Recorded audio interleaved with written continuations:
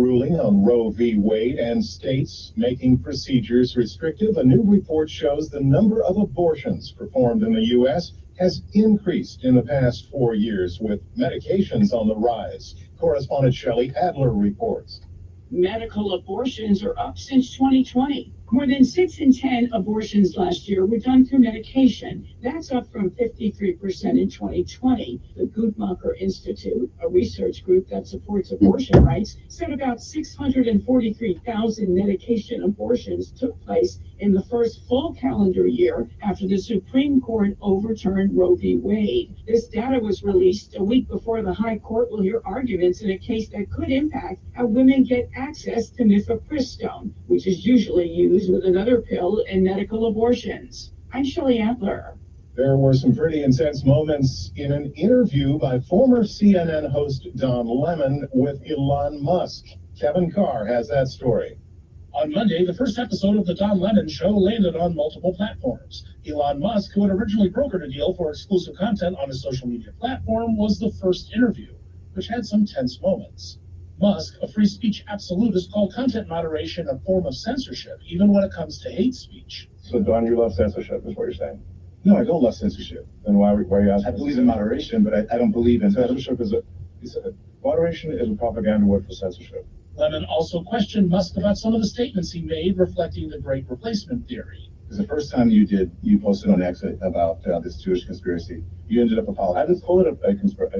I just said that there's a simple matter of incentives. You don't need a conspiracy when you have basic incentives. Musk finally became noticeably upset when Lemon questioned him about the loss of advertisers on X due to an increase in hate speech. So you said that they killed the company, it's them. But doesn't the buck stop with you?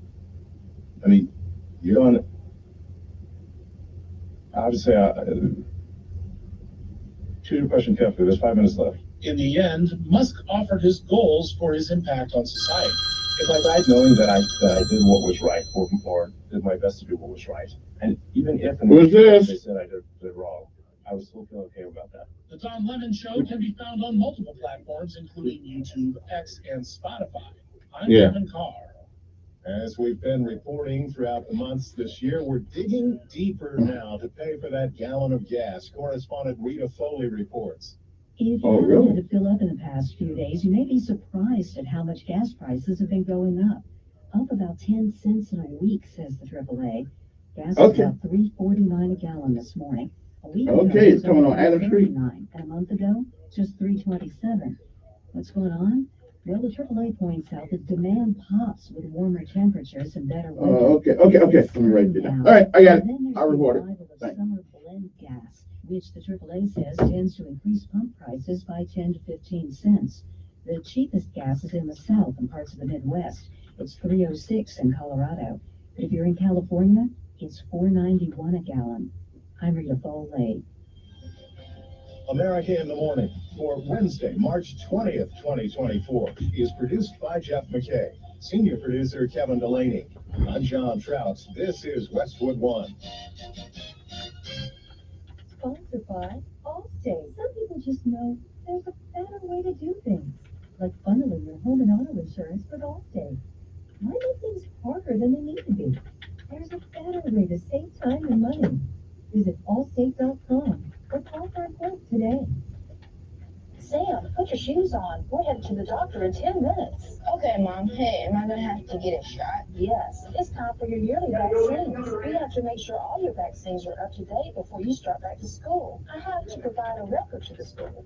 Alabama law requires children of all ages to be up to date on their immunizations before attending school. Every child needs to be vaccinated against polio, diphtheria, tetanus, pertussis, also known as whooping cough, measles, mumps, rubella, and chickenpox.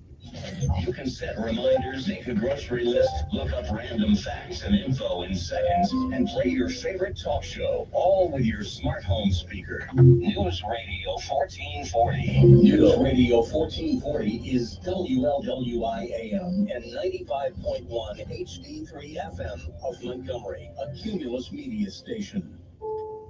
This is the CBS News World News Roundup, sponsored by O'Reilly Auto Parts. I'm Deborah Rodriguez. We begin in Texas, and you'll need to follow the bouncing ball to keep track of the status of a state law that gives police broad powers to arrest migrants suspected of crossing the border illegally. Hours after the Supreme Court gave the all clear, a federal appeals court blocked it from taking effect.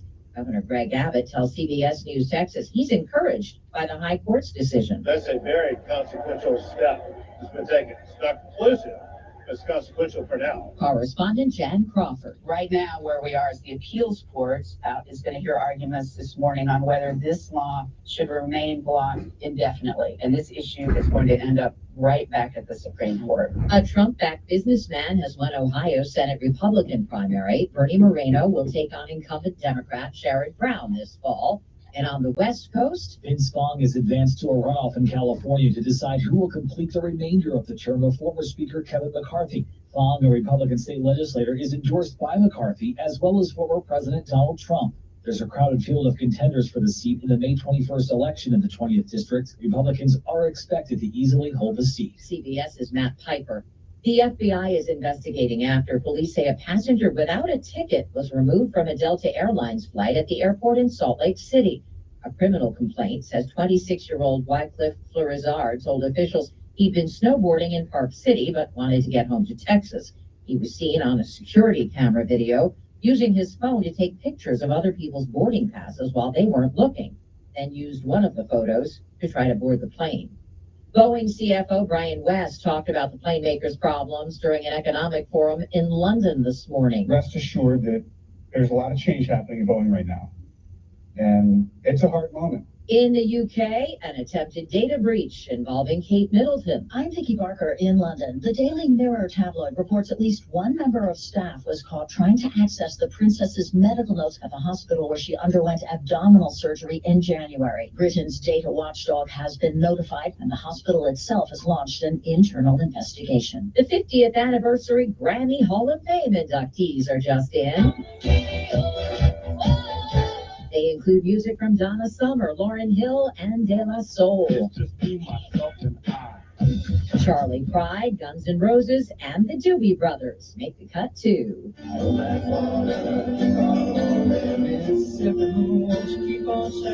Songs and albums will be honored at a gala in May. This is CBS News. Think O'Reilly Auto Parts for all your car care needs. Get the parts and service you need fast from the professional parts people at O'Reilly Auto Parts. There's something magical about unboxing. When you unbox BritBox, you uncover a world of British entertainment. Stream the UK's most brilliant series, including new and upcoming seasons of Shetland, Father Brown, and Death in Paradise. Plus new originals like Payback, Irving Welsh's Crime, and Archie, the story of Hollywood's greatest leading man, Cary Grant. Unbox BritBox and escape to the best of British TV. Stream with a free trial at BritBox.com. Getting quality employees to fill positions in your company is essential, but finding those people can be a major hassle, unless you use ZipRecruiter. ZipRecruiter makes finding quality people a breeze. ZipRecruiter's advanced technology identifies candidates with the right skills, sends you great matches, then you can easily invite them to apply. 4 out of 5 employers who post on ZipRecruiter get a quality candidate within the first day. See for yourself. Go to ZipRecruiter.com/free to try ZipRecruiter for free. That's ZipRecruiter.com/free. A beloved cartoon character is ready for an encore. Popeye's coming back to the big screen. He's getting another live-action movie, the first actually since the 80s, when the late Robin Williams starred as his Finnish-loving sailor. That version made about $60 million worldwide. Oh, Popeye. Still no word on casting or a release date on this new film, but this year marks Popeye's 95th anniversary. He first appeared in the Funny Pages back in 1929. Monica Ricks, CBS News. Go ahead, smile. Smile, please. This is International Day of Happiness. For the 7th year in a row, Finland tops the United Nations list of happiest countries. Next come Denmark, Iceland, Sweden, Israel, and the Netherlands. And for the first time, the U.S. not in the top 20, with Americans 30 and under the least happy age group. Deborah Rodriguez, CBS News. They need a job. In the air. But so are air Need something to do, something to live for. mold, and ragweed. If spring allergies keep you trapped inside? Then you need Navage Nasal Care to keep you breathing clearly and enjoying all the beauties of spring. Navage helps clear nasal passages that are often clogged because of seasonal allergies. Navage gently flushes a pure, refreshing saline solution through your nasal passages to clear out congestion, sucking up that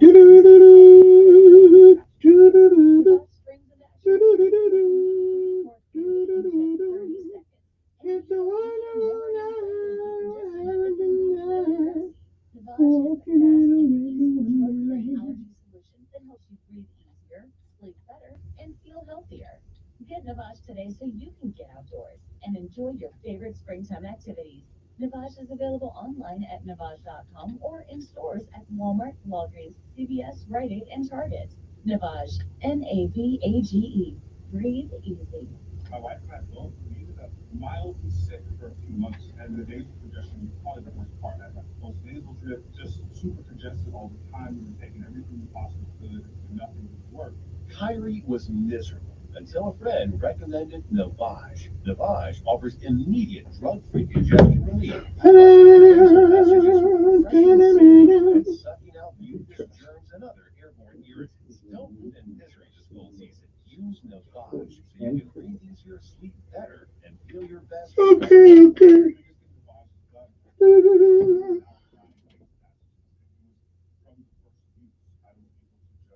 Clear out anything that was stopping me from breathing forever.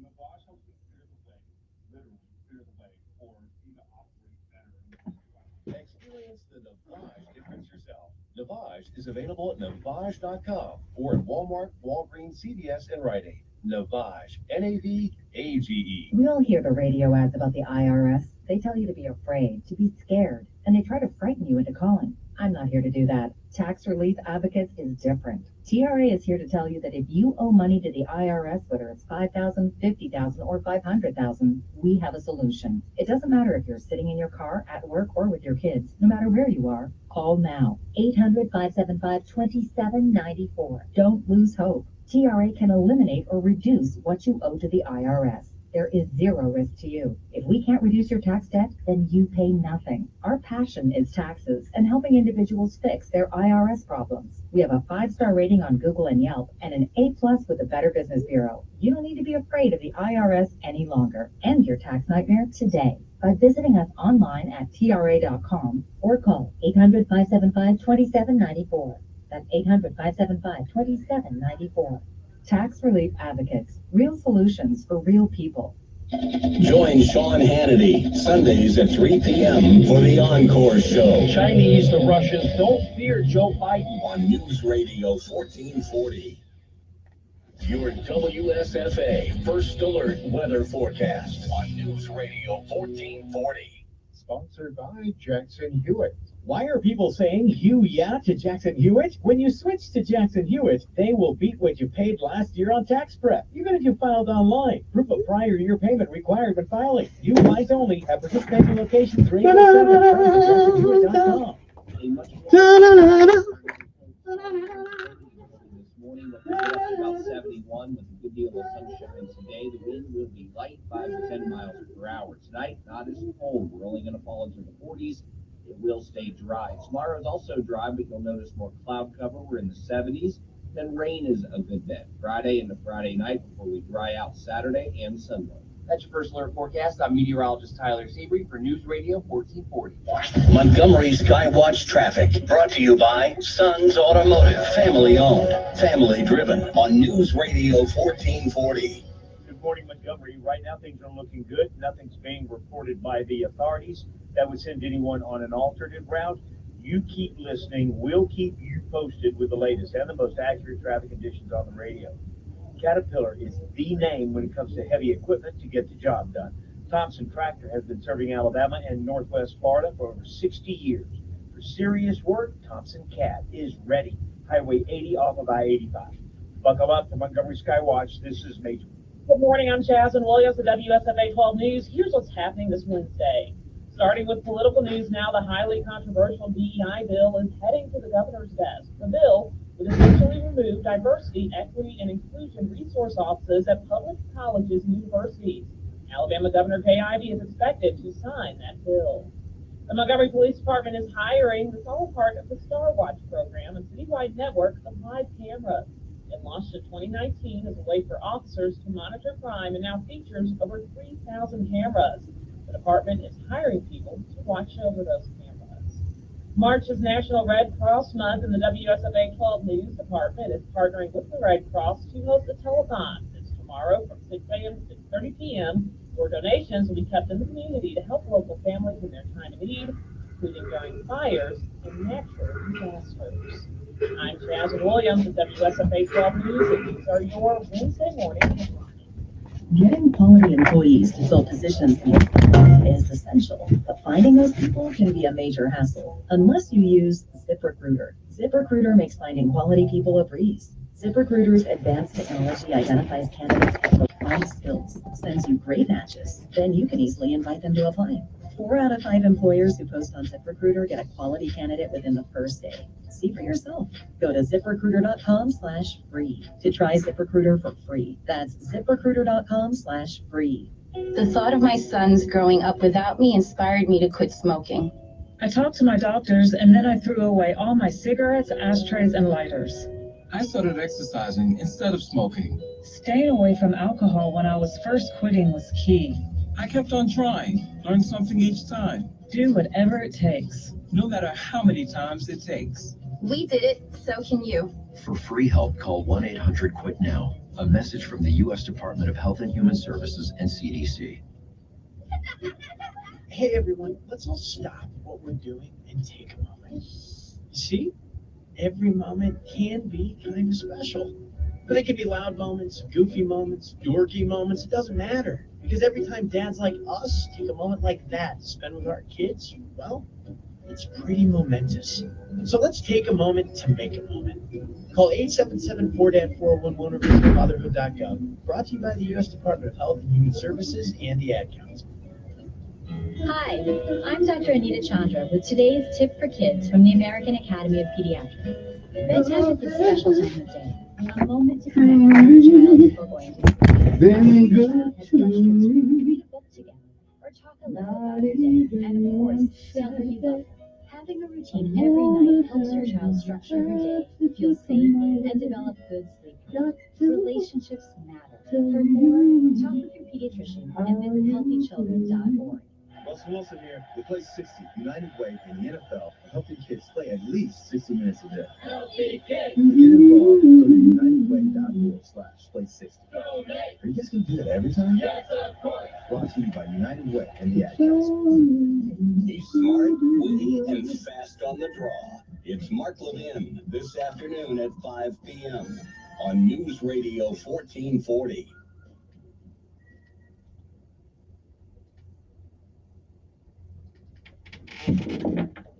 You need to reset, refocus on your day. The moment where you take a deep breath and change the focus from the problem to the problem solver. Time to rise and shine. Decisions with Kevin Elkins.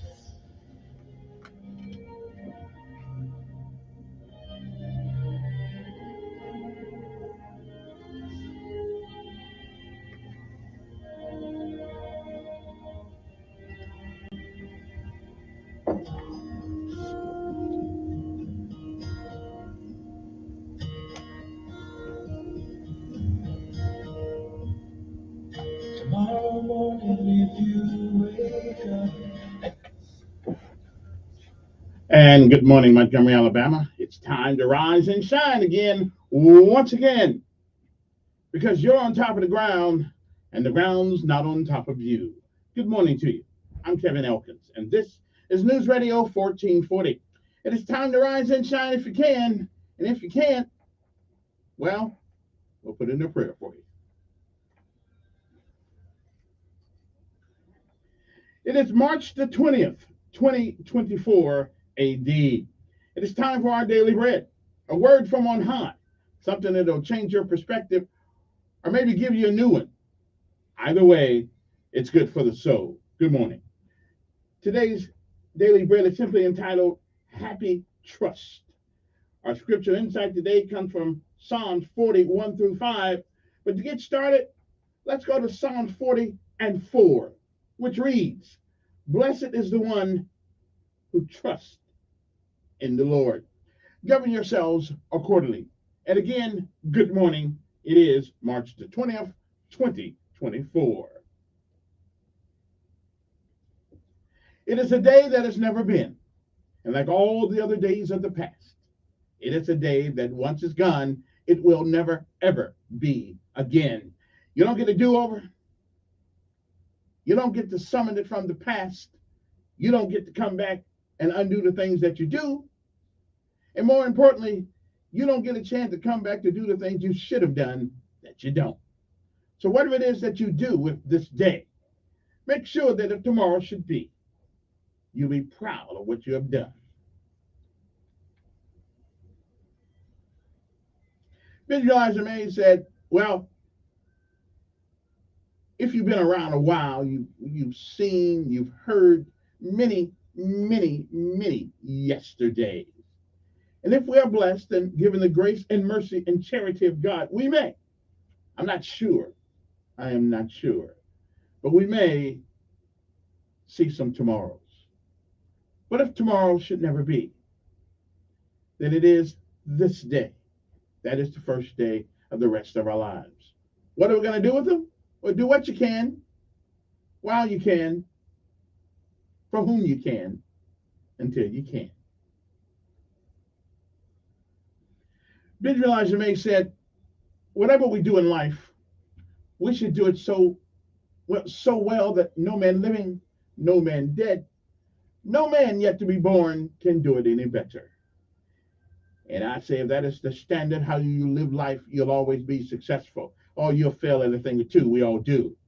But you'll never be a failure until you quit. We say give out if you must, rest if you can, but you never give up. You never quit. Because quitters will never win.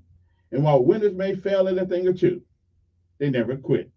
My mother say put one foot in front of the other, and it'll always keep you moving forward. Martin Luther King said, if you cannot run, walk. If you cannot walk, crawl. But whatever you do, keep moving forward. Good morning to you. Happy trust. That's our daily bread for this morning. Right after this.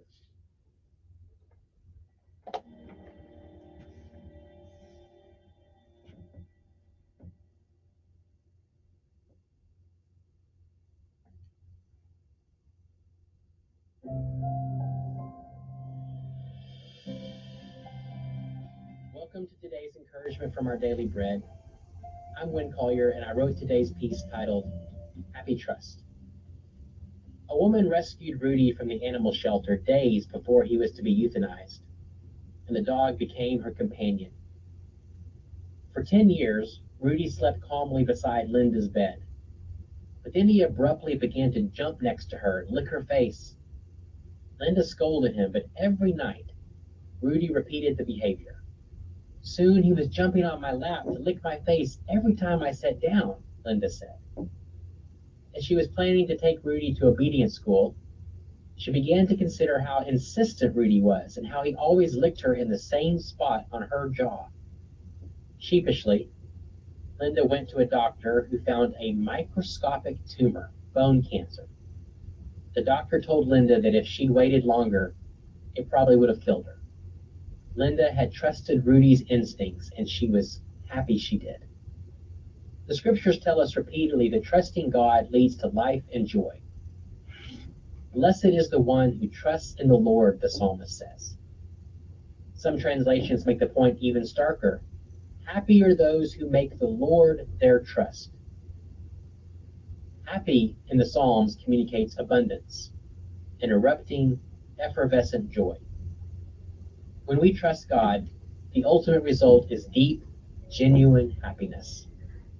This trust may not come easily, and the results may not be everything we envision, but if we trust God, we'll be so happy we did.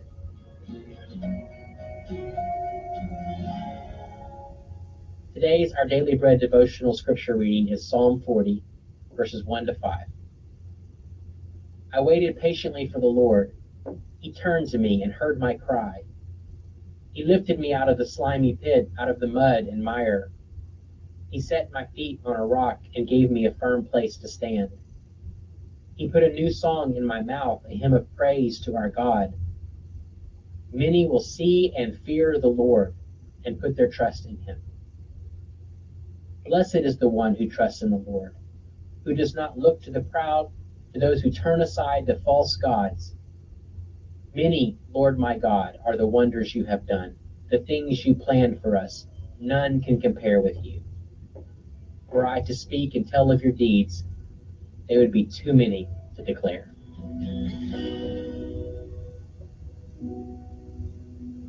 Let's pray. Dear God, we want the kind of happiness that only you can bring, but it's very hard for us to trust. Will you help us to trust? In Jesus' name, amen. Today's encouragement was provided by our Daily Bread Ministries. And now, we pay homage and honor to our armed forces of these United States. The United States Army. Without these young men and women, life in this country would be a little bit different. I dare say it'd be a hell of a lot different. And to those who have sacrificed their loved ones, whose loved ones have been in harm's way, we salute you. And if you've been in harm's way, we certainly salute you.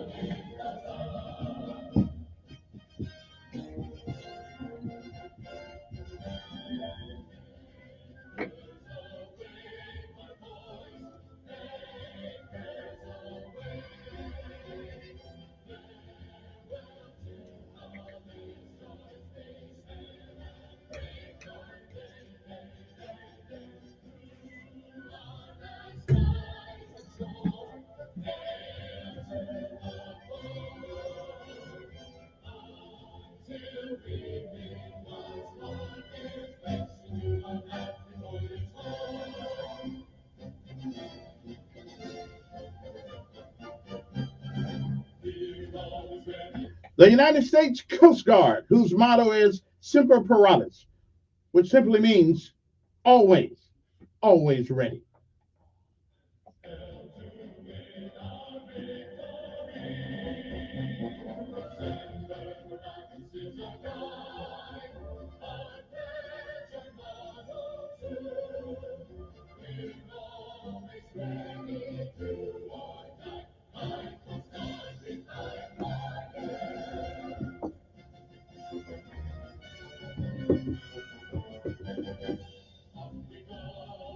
The United States Air Force. Good morning, Maxwell and Gunner. After all, this is a Air Force town, and we have to pay homage as we are the guests of the United States Air Force. Or are they our guests? I haven't figured that out yet. I mean, which came first, the chicken or the egg? Never mind. I like eggs and the chicken.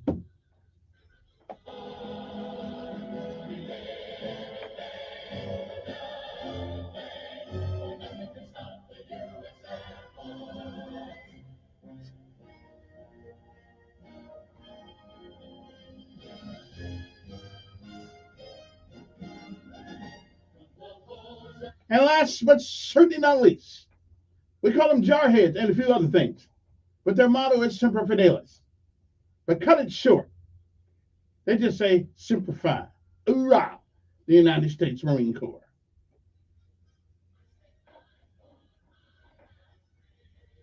Okay, Dave. I would tell you this story one more time, but I'm not even going to do it.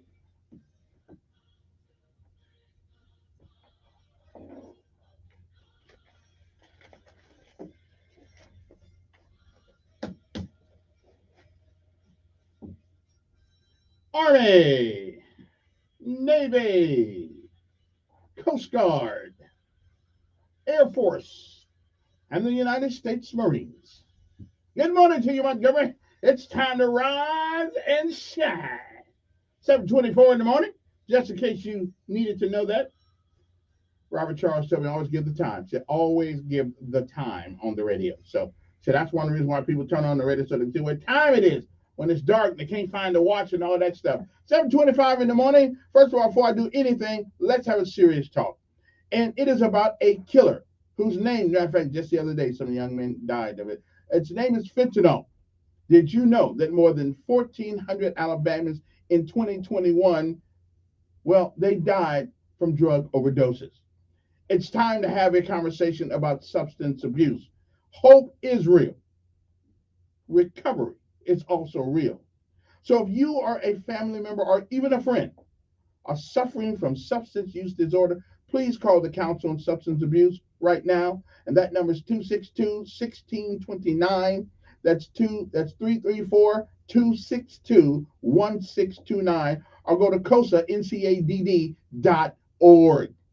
Go there now, today. Don't wait. Get help today. Call COSA, again, 334-262-1629, and get the help you need. It not only affects you, it affects everybody around you and everything you do. There's help waiting for you. Call COSA. That number again is 334-262-1629. Please get the help you need now. I have a little sad news to report this morning. Anybody who's been listening to talk radio for a while, well, you have heard this person on the show, and it is with a sad heart this morning that I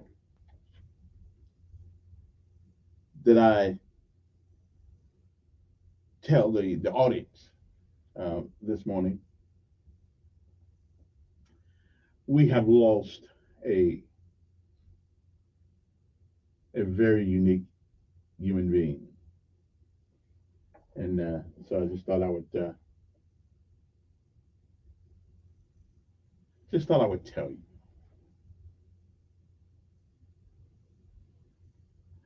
A woman who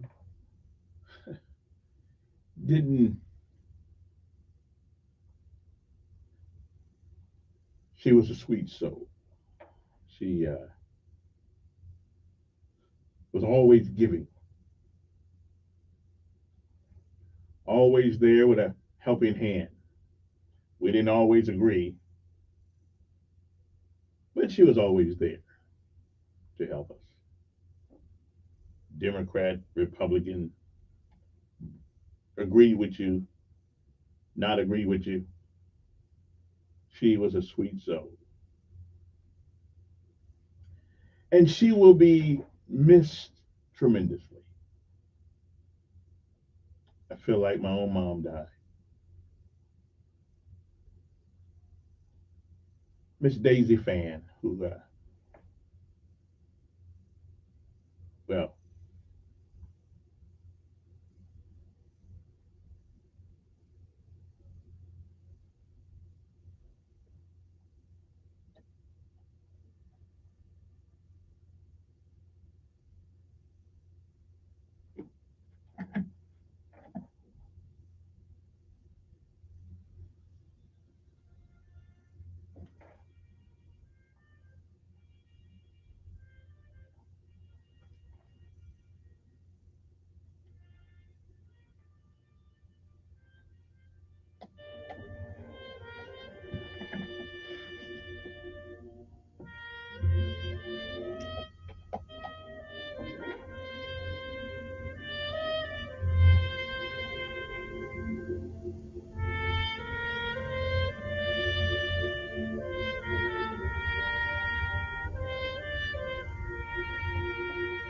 she will certainly be missed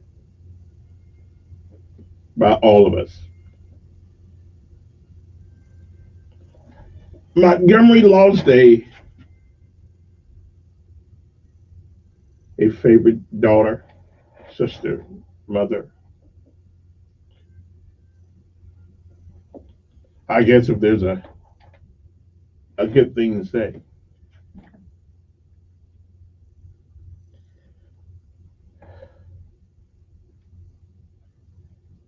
now with her with William.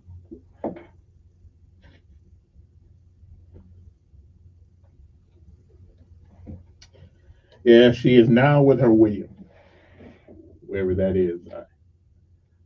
I just hope that the doors of heaven are. Oh, I hope the doors of heaven are welcoming her in today. She has been a part of my life for about 30 years now. We got here about the same time. But this too will pass. But I guess we all have to make that journey.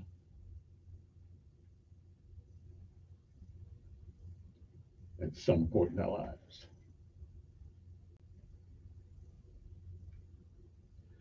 But this one kind of hurts. It kind of hurts. You know, it reminds me when my mother passed and I was in a service, and you know, you always have to fill out these papers that who you want somebody to know, who you want to be notified if something happens to you. And one day I was filling out one of those papers, and I forgot my mother wasn't there anymore.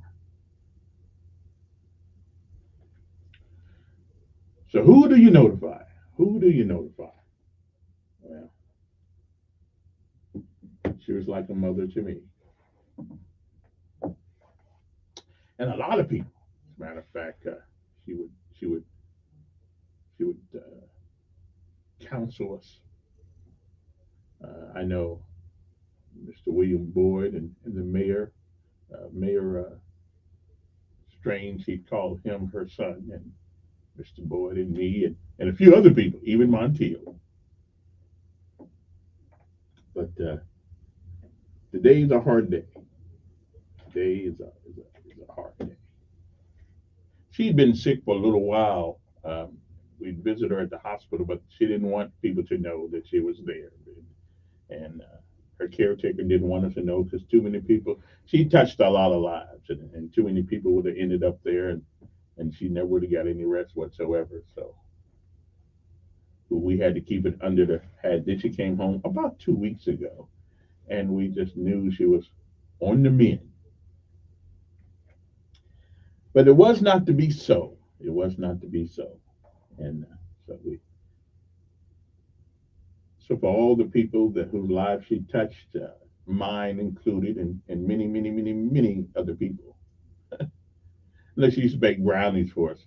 She used to bake brownies to take them to not only this station, but other stations too. So I just wanted to let folks know. There are too many people that pass my way since I've been in Alabama that has Miss Jacobs, the Jacobs, her, Robert Charles, and a few other people, and just recently George Landry and all those people. They are special folks. They're a generation that know what it's like to survive and know what it's like to go through something. You know, we think we know, but Miss Fan was 93 years old. And I tell you, I was waiting for her to hit that 100. You know, I was waiting for her to hit that 100. But it is not to be. Anyway, let me take a break and regain my composure. And I shall be back. I shall be back, and we'll continue on as you would want me to. USFA First Alert Weather Forecast on News Radio 1440. Sponsored by Staples Store. Staples Print Big Sale means the more you print, the more you save. Get $20 off your print purchase of 100 or more, 50 off your print purchase of 200 or more, and 100 off your print purchase of 300 or more. Offer ends 4/6. See staples.com/print for details. Print more, save more at Staples. A much warmer day today after another cold start. We're in the 30s early this morning, but we'll get up to about 71 with a good deal of sunshine today. The wind will be light, 5 to 10 miles per hour. Tonight, not as cold. We're only going to fall into the 40s. It will stay dry. Tomorrow is also dry, but you'll notice more cloud cover. We're in the 70s.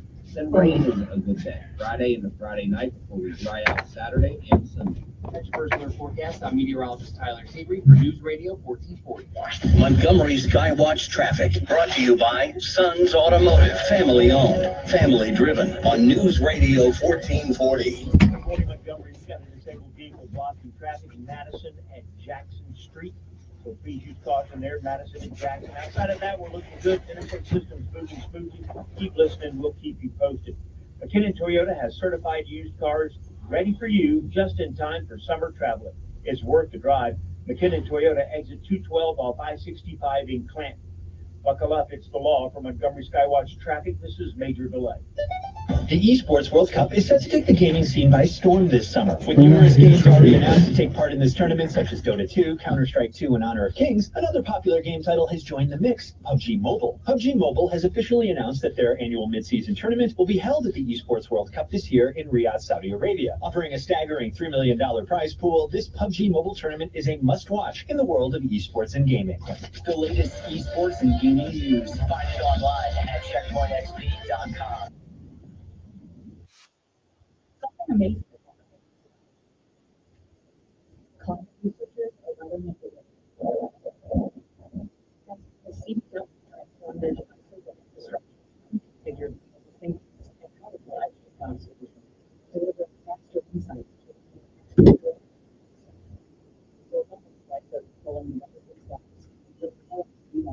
Make amazing happen. Learn more at cdw.com/Lenovo Phone.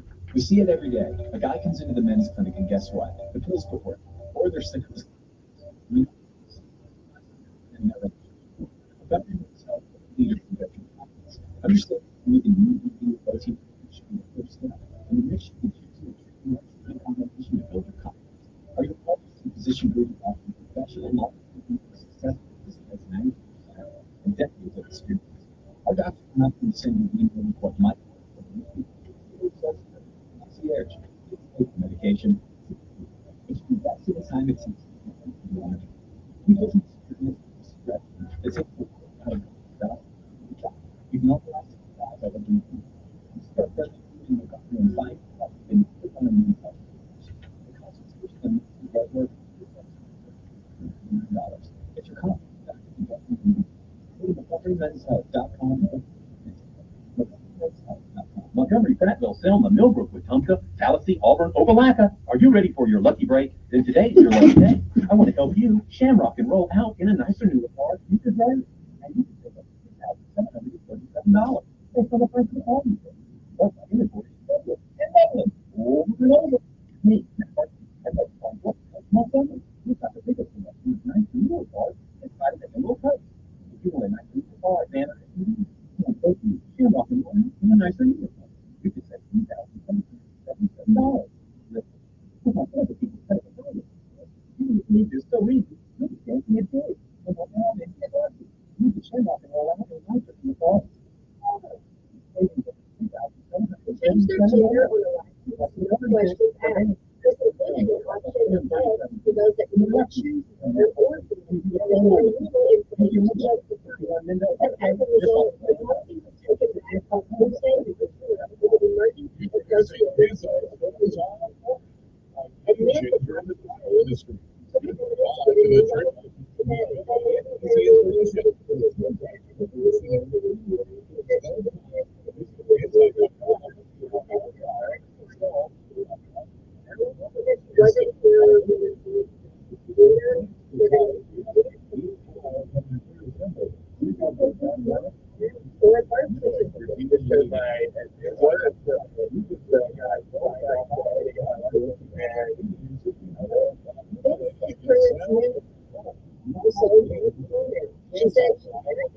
with Witness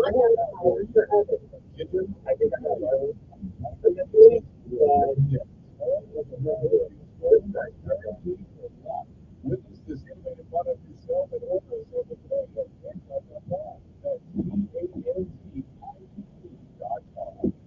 We have reached the age where things cost more dollars. More expensive. On the top, I have type 2 diabetes. So I'm getting beans just like you don't feel this with big litter. We can get 10 life insurance quotes for a 50-year-old male with type 2 diabetes or high blood pressure, or maybe he's on anxiety meds. For just around $200 a month for $1 million of coverage. You gotta say that again.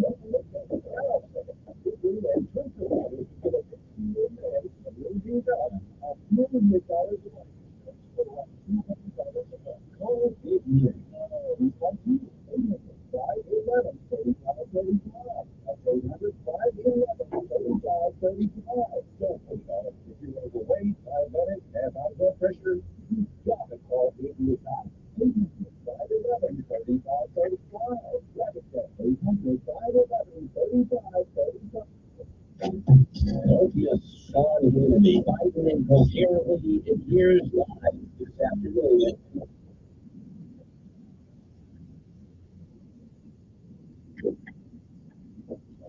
And we are back. I appreciate you guys tolerating me this morning. I got some guests coming up at 8 o'clock. Don will be here. We're also going to have somebody from the City Department of Grants. Maybe they can explain to me why, why some grants, all this money, and only use for a couple of things, and the people who the grants supposed to serve in their group. I don't know, but we're going to talk to them. Good morning. Who's this? Yes, good morning. Yeah.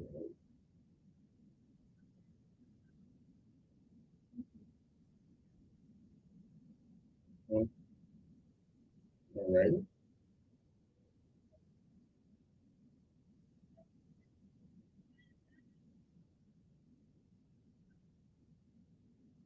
Okay.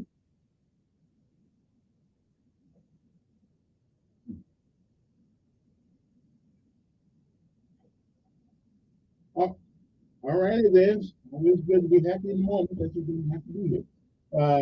860-1440. Good morning.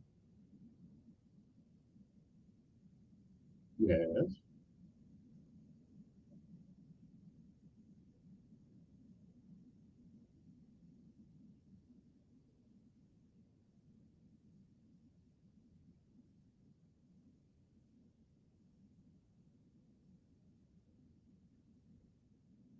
All righty then. 7:43 into the morning.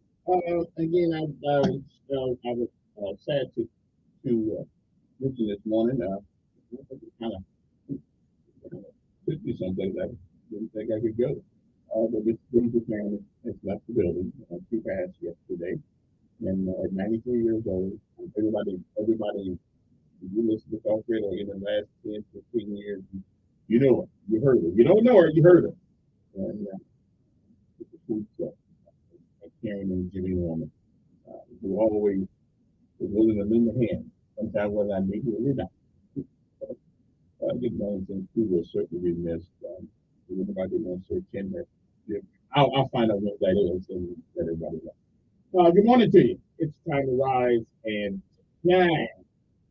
Oh, all right. Okay. Again, coming up, we got Miss what is her name? She's from the city department, the Department of Grants. Other than we come that $36 million grant, and how they putting charging ports on 80 whatever road that was. That may sound like a great thing, but that doesn't really help any of the people who live over there, who live in houses that are all torn down. And so I got a call yesterday from the grants office, and they want to come on and I guess and tell us about those grants. I mean, I know grants, once they're given, are given for a specific reason. But are we saying of all the grants that they're given in America, we can't seem to get one that helps people really fix their homes? And I'm talking about really, not fix the walks, the sidewalk on the side of the house, or not gives them a what do you call ADA compliant ramp, but one actually have their roof in the house. of that nature. With all the rest of this stuff, because the people who live on Highway 80, who live on that Selma to Montgomery thing right there, a lot of them catch that. There's a lot of people who want word not to them. You know, we wouldn't be where we are today, and they're the ones who should get left behind in all of this. 860-1440, but we'll talk to her when they get here. Good morning. Yes. Good morning.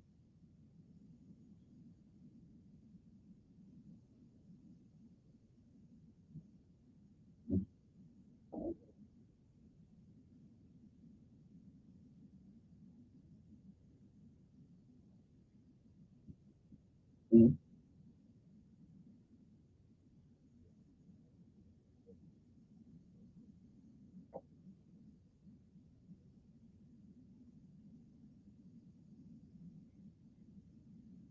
Mm-hmm.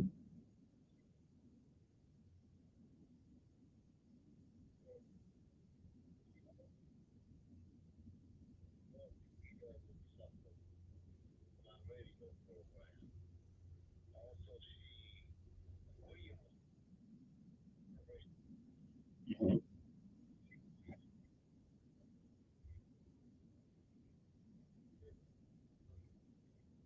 Right. Mm-hmm.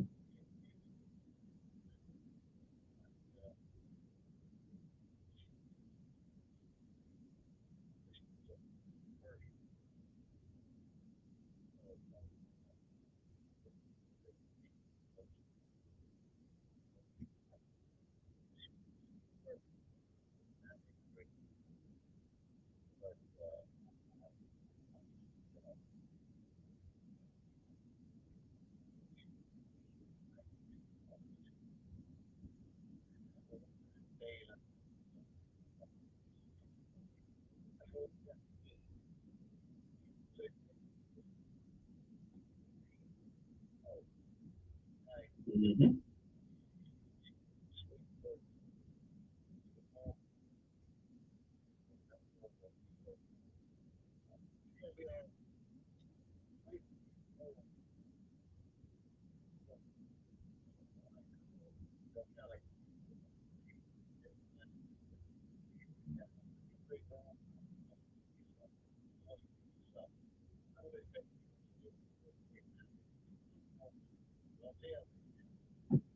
That was her.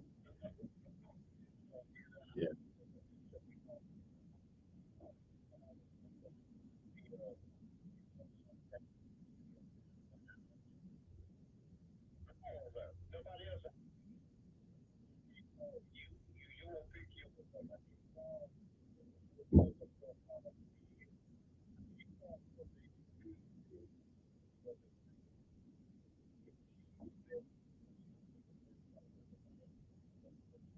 Mm-hmm.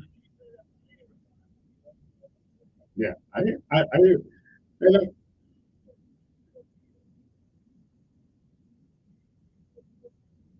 mhm. Yeah.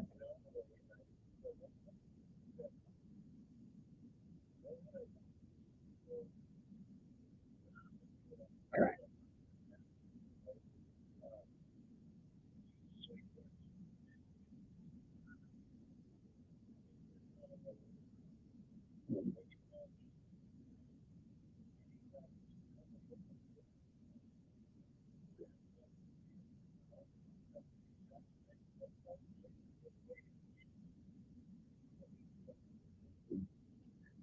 All right.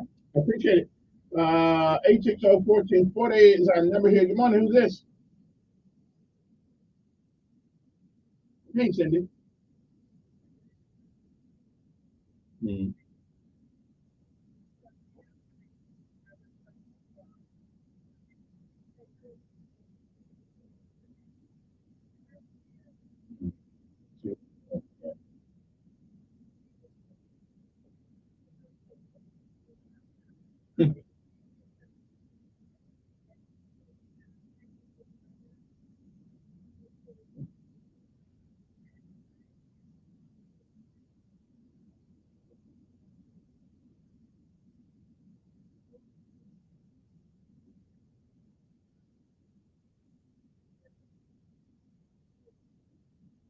Mm-hmm.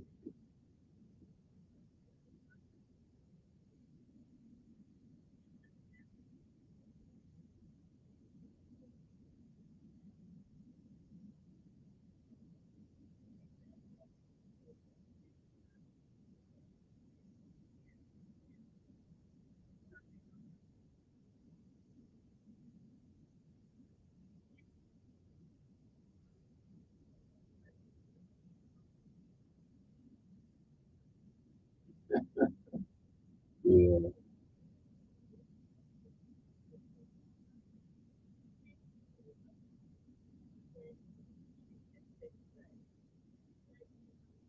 Mm.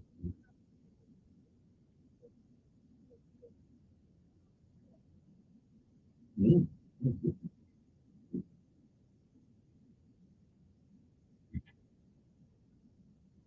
Yeah.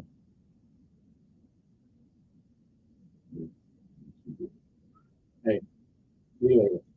Let me see here now. Good morning.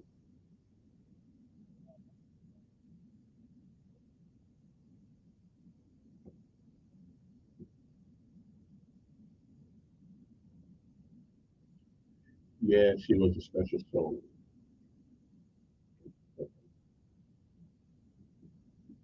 Okay. Hmm.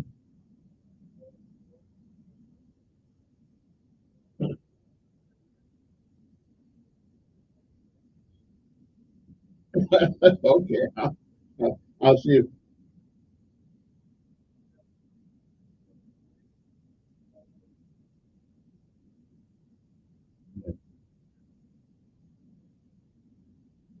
Yeah. Yeah. Yeah.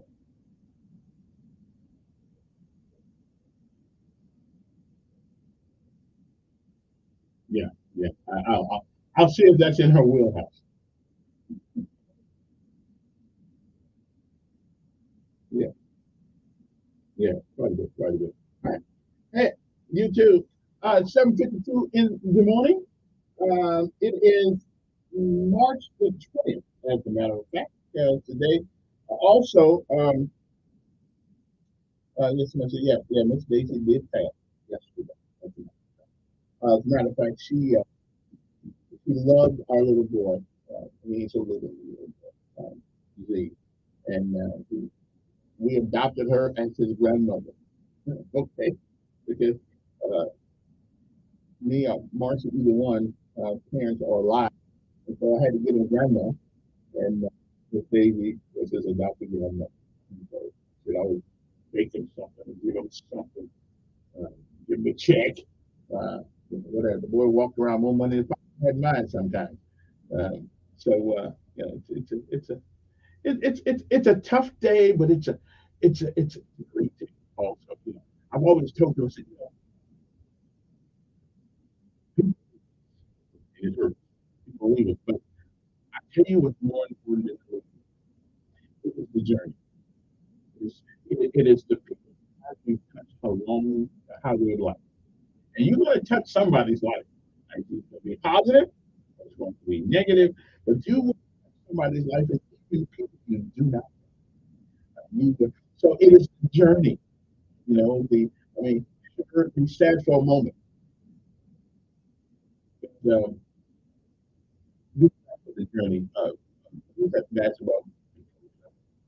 You can have battle that every day, every day, you should laugh, you should cry, and you should think.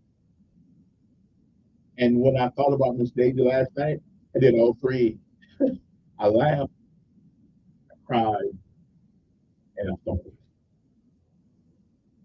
And I just hope that my life, when my time is through, that I make people do the same thing. Laugh, cry, and think. And he said, Jimmy B said, if you do all of that in one day, you have had one health day. And yesterday, I've only had that day. I've only had that day recently 4 years ago, when my sister passed, I had to laugh about the things we did and we knew and conversations we had. I had to think about what it would be like without her. I had to cry. So, so yesterday was no exception. So, but if you cry, laugh, and think all in the same day, you have had an interesting day. At 7:55 in the morning, a lot of things happening in town. I know it's kind of to go through this at the time and be on the airways. What I'd rather be right now, feeling bad, but you can't do it. Right? Like, just take memories with you, and we're all to this way. We're all better if you had a chance to interact. We're all better for knowing her. And if you can make that impression upon people, then you've done some great in your life. There are some people I don't want to be around. Some people, when I see them coming, I go right away. Because they just don't bring it. Anyway, it is March the 20th.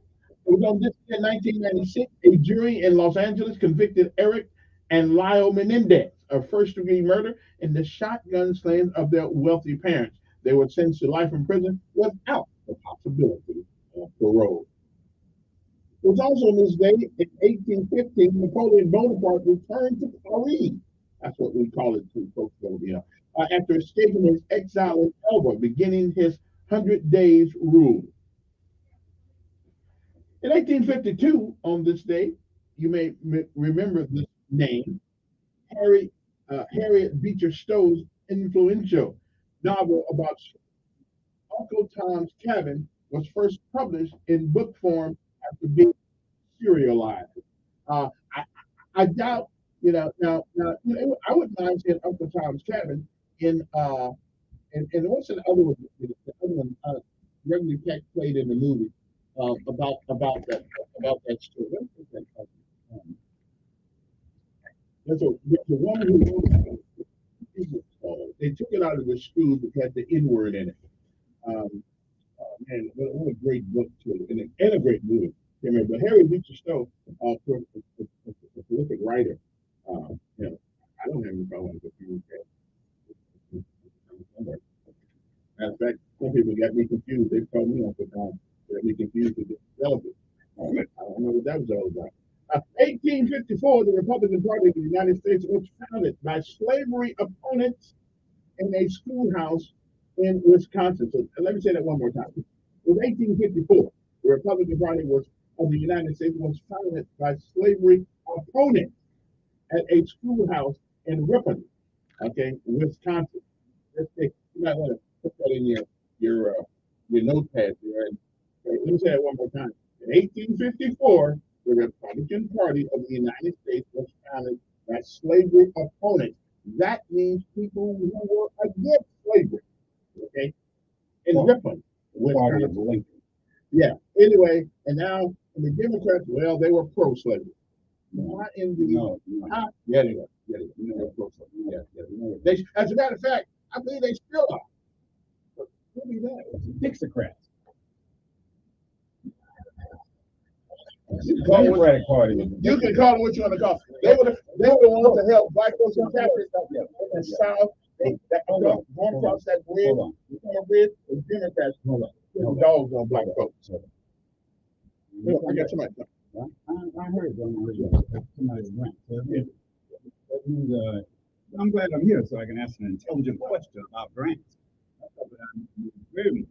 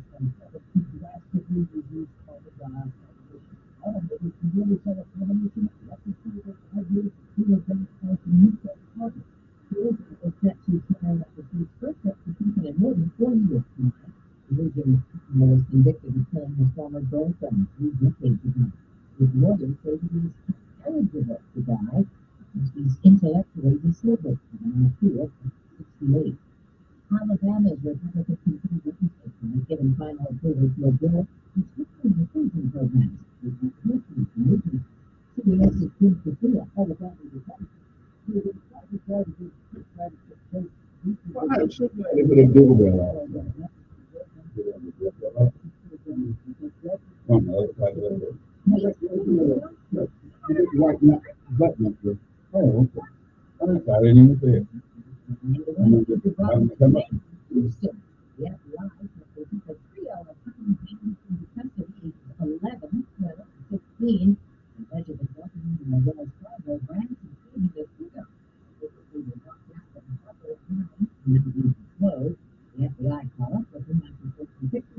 Of course, I don't know what's wrong with them. No.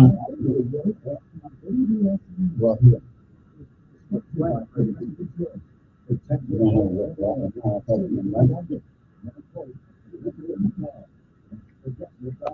What did you must have said something about that. What did you say about it? Sometimes I like to send the word out, see if it has any effect. What did you say? We're talking about that $36 million grant. Stuff on the Selma to Montgomery Trail. Okay. Which don't help anybody. That has nothing to do with homes. But there are a lot of people who live on that trail who need help with their home. Because that's a separate issue. I realize that, but why can't $36 million be given to people? Because they got a program here in Montgomery. Why are you complaining about, look here, you brought that up. You didn't brought up anything about what Troy State has done. I don't know what Troy State is doing. Troy State's on the trail. Everything they built down there, that's where the money comes from. Again, they get it from the Department of Interior. Right. Again, that doesn't help the folks who live on that trail. No, it doesn't. That's a separate issue. And I realize that, but the money, but money is still money. No, it's not. It's designated for other things, but money is still money. No, it's not. It is. It's a dollar bill is a dollar bill. If you have a budget, that's what the government has. You have money for your light bill, your water bill, your gas bill. You don't use money for your light bill to pay for a movie. Yes, I hear you. And technically that's true. That's not technically, that's a fact. But you can screw that. We giving refugees $3,000 a month. We ain't paid jack into this country. $3,000 a month plus food stamps. $3,000. And we can't give people down here money. You know, you don't give people money, you give organizations money, and they can turn to it. Who gets it once it's dispersed to the people who really need it? We don't need the largest housing project in Montgomery paid for by the federal government. What are they called? What are they called? Housing project. I know, but it's irrelevant.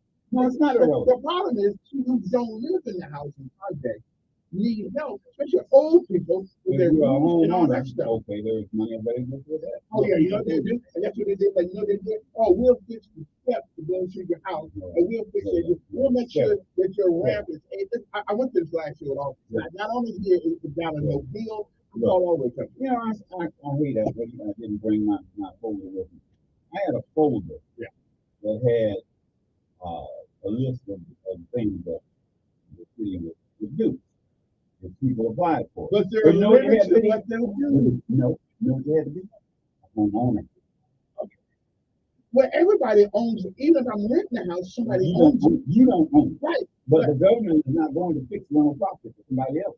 It's your own house. If older people are what percentage, let me ask you this question. What percentage of people who own their house can't afford to fix the things that need fixing on their house? I don't know. I know you don't know. But when a roof costs $10,000 right. to put on your house, and you barely get by, the median income in Selma is $18,000. $18,000. That's before tax.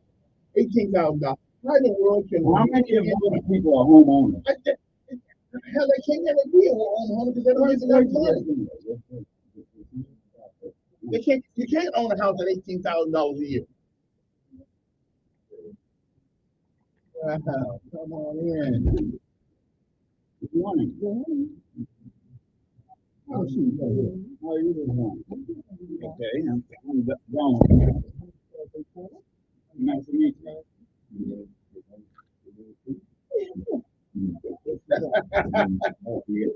Don't go there. Don't care on that. I ain't going there. What department are you in?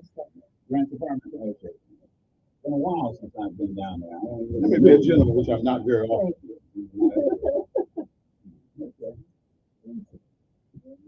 Were you with Robert Smith? What are you saying? I am the next department. Okay, so is Robert Smith still down there? He's in the planning. Oh, he's in the planning. I'm still trying to figure out what they're planning. Okay. Yeah, you'll be able to wear these. Right? Well, you picked a good day to come. Yeah. Because Kevin likes to be talking. Matter of fact, we just had I like to be brilliant. I never heard. You heard? Oh, I have. Oh, and welcome back, everybody. It is 8:08 in the morning right here on the greatest talk show in town. That's right, me. Okay, now we are privileged this morning to have a guest for a little bit anyway. I know she ain't going to stay for the whole hour, but we're gonna talk to her anyway. And we got Miss Kelby Porter.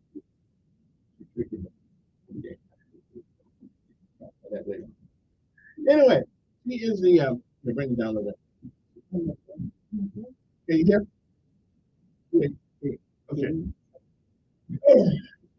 And I think last week we got into a conversation about the $36 million grant that was given to Montgomery to do whatever it is.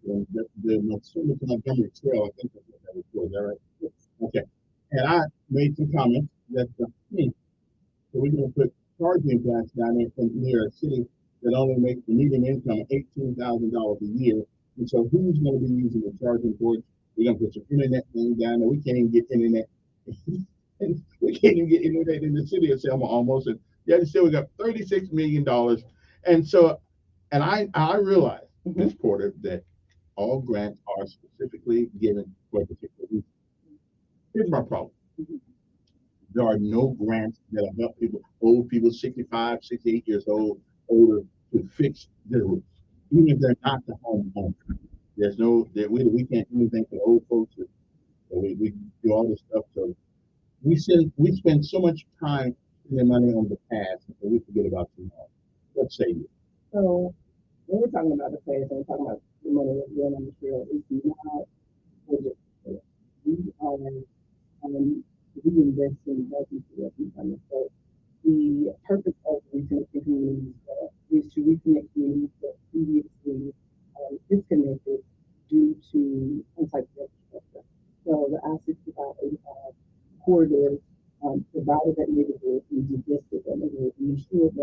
nothing else could come in that area and revitalize that area as a repercussion for them.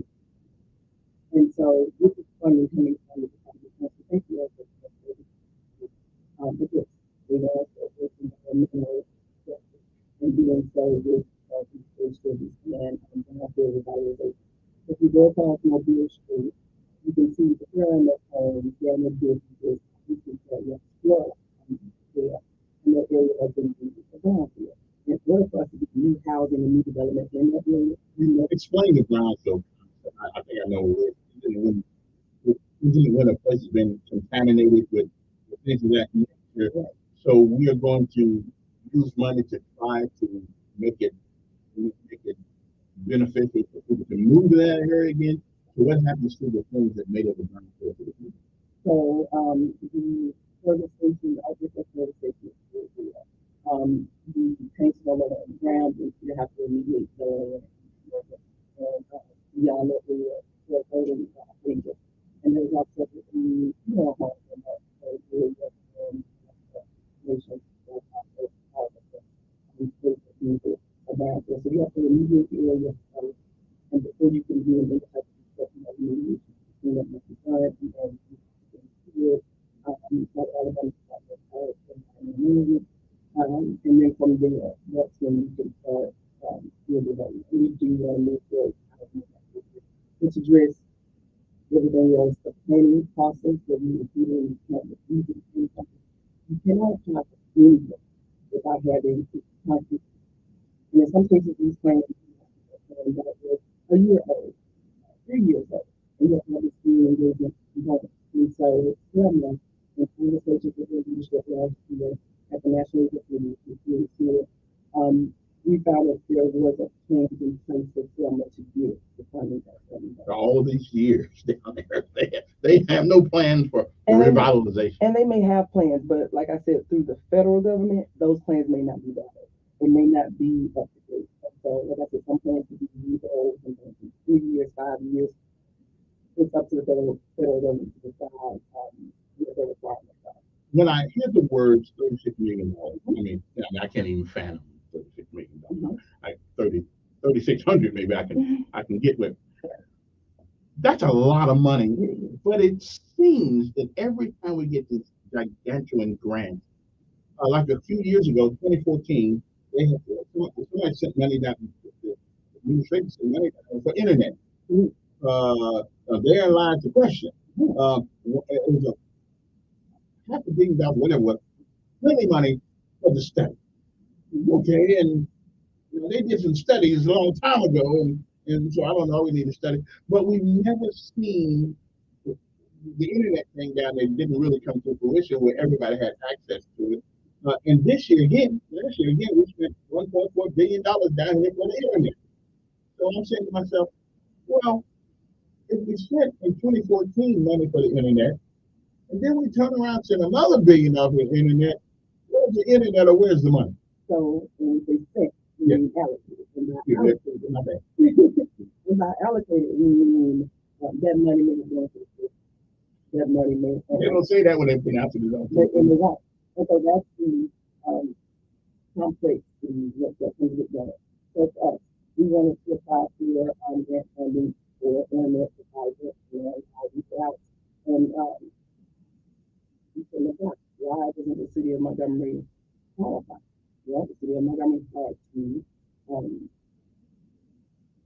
comment on the state of Alabama. And we had to have input in the state of Alabama.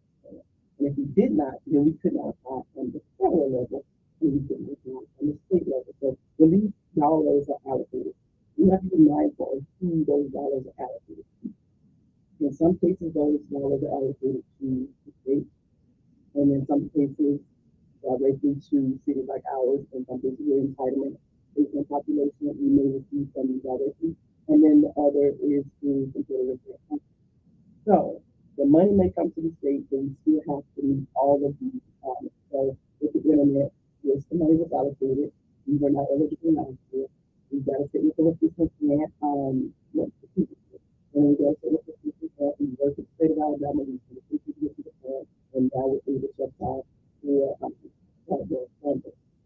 in this one, because of the component of having a charging station, we're able to put fiber in from Mobile Street all the way out to Capitol.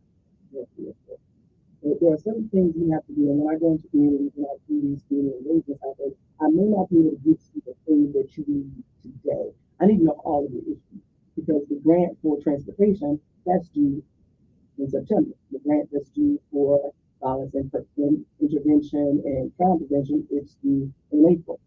Housing in December. So I need to know everything that's going on in these communities. So to address the issues around the housing, most of the weatherization funding goes to states. Local entities cannot apply for the weatherization dollars. So the money comes to the state, and this is the importance of being aware of who to go to and who to advocate for. And you can come to the city and say, we need this, with no ready for us to get that funding for weatherization. And that process, we can send that funding to regional planning commission. So we have Carpet in our area, that's the Central Alabama Regional Planning and Development Commission, and they have the weatherization. There are only certain things that they can do. And any other, let's say, with CDBG, and we have, the program we go into a home and fix the roof. Okay, well, they may also well, you have to remediate the risk. If there is mold, you have to remediate the mold. If there's something like the foundation, you have to fix the foundation. And then after that, you got wood. Maybe you can put a shingle or two. So you have to follow the federal government requirements. And that's the hard part. Because even with all of these $20, housing is something across the board. You have to compete with that everywhere. And these announcements come out there, notice of opportunity, and it's just that an opportunity. It's no guarantee to consider it. And how is to make it pretty, make all the time. We want to be good for it in the year in our church. So the whole to my ear, when I hear these things, so what you're telling me, well, be careful for what you extracted from what you heard, because there's some baggage attached to it. A lot of that. And so with most of these, we have to compete. It's not easy. And this funding, luckily, was allocated. And what the Department of Transportation is doing, and the Biden administration and the Justice 40 initiative, is they're trying to reinvest into areas that have been disadvantaged over this entire time. And they have designated areas of persistent poverty and areas. That's Alabama. Yes, if we did our census correctly. So we have a lot of people that skip on the census. And so when we're looking at historic data, that's what they draw that information from. And Alabama's not good at filling out their census. But when the money comes out, we want to know why these people or why these groups get more money, or why this side of town get more money than this side. Well, you haven't, the data hasn't been collected. So it's really that small, it's from one side of town to the other side of town makes a difference. Huge difference. Because it's about census tract. So when we're applying, they want to know which census tract qualifies. And then you want that data to align with the. In some cases, you don't have to go do surveys because that data does not align with what they have. So if there's an area of persistent poverty that they refuse to do the census and haven't done the census, they're not registered in the federal system as one of those community areas that What happened when that tornado hit Flatwood? ARPA money evidently could not have been used to help those folks. So if they're outside, it gets outside, too bad for that. It seems to me we come out there with on ourselves and federal government. In some cases. But they're looking for sustainability. We have to do our part when it comes to certain things such as housing. Basically, we cannot buy insurance. We cannot have flood insurance. If we do not have flood insurance, we can't apply for certain FEMA funding. And then let's just say, okay, we want to apply for funding to fix all these things, and then they have the opportunity they're going to use every year for as long as you have whatever infrastructure they put in place. And if you do not have it, you have to pay that money back. And it's also a penalty. But if you're already not making much money, if you live in a impoverished area, Yes. I mean, you just come up in and ask. I won't say that. But if they can't keep it up because they don't make the money, $18,000 is the median income in San Juan. So, and so that's the importance of putting certain, this is foundational. So 36.2 million, this foundation. Because I plan on getting more. I didn't hear that word. This foundation for us. I don't know about you. I didn't hear that word when they just bragged on TV. You got $36 million. I know it. They didn't add foundational. We need to set the foundation for what's right. And so broadband may be small for some, but putting broadband in place increases the economic development opportunity.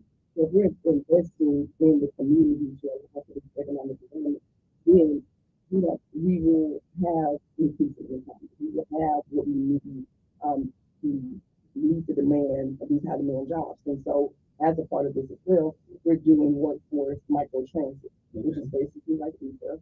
But we're getting people to their jobs. And for that first month, we're giving them those jobs for free.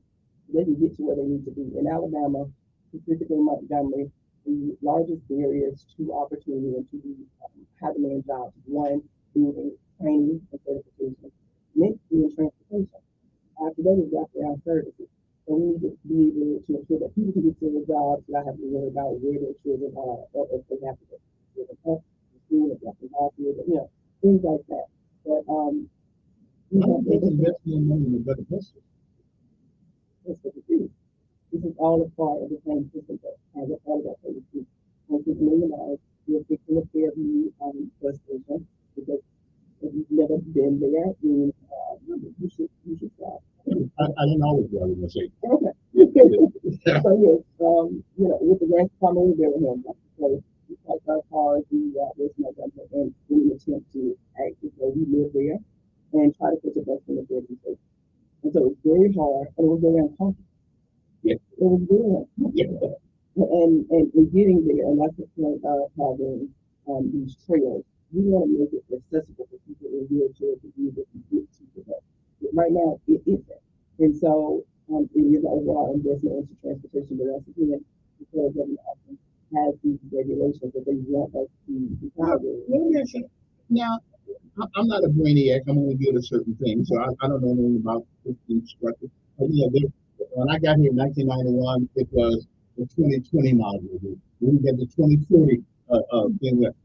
Nobody can anticipate these things when they come up with all these great plans on paper. They don't anticipate to need a bus a transportation system, and things of that nature. Because now we seem to have to go back with the grants, go back and put what should have been part of the system to begin with. Right. We as a city do not have funding, and so we have to go to the federal government to get these funds. So when we're planning out these things, yes, we have plans. We can't implement those plans. We can't apply for these grants without those plans. So the plans are there, but the funding isn't. So we have to do what we have to do to get funding from the federal government. Can grants, once they are given, can they be repurposed? No. Not without approval from the federal government. So we have to do there's an amendment. We have to amend to the grant, and then that's how we do it. Not because. Somebody asked me, why did the city fail to help get a grant for the housing authority that would have improved the quality of life for people? You got any answers for that? So the city of Montgomery constantly with the housing authority. We are not the housing authority. We can't apply on behalf of the housing authority. There are grants specifically, so there may be grants available for housing that the city of Montgomery is not eligible for. We cannot apply for. But if you look at that notice of funding requirement, it will say public housing authorities. It will not. It won't say cities. And so the city has been working with the housing authority for the first neighborhood initiative, get housing, get over 200 units. But when you look at the requirements as well as the need to be competitive, so they tell you these are requirements and this is what you need to be competitive. And when they say to the city of Montgomery, you need, I don't know, about $300 million in leverage. So you can't get it unless you got something. You have to have something, and most of these grants, you have to have something. You have to have a skill in there. So for this particular grant, you have to have at least initially 10%. You didn't, and so we had to request a waiver, and we did, and we received it. So we wrote a grant for regional partnership to help other communities that didn't. When we come back, our guest this morning is Ms. Kelly Porter. She is the grants director of the city of Montgomery. It's a lot more complicated than I thought it was, but the first time I've been really we'll be back right after let Donald ask. I guess you want to ask some questions. Yep. No, you're doing a wonderful job. I've been over here and I've been quiet. Maybe with you. I understand what that's. Yeah, we'll be back.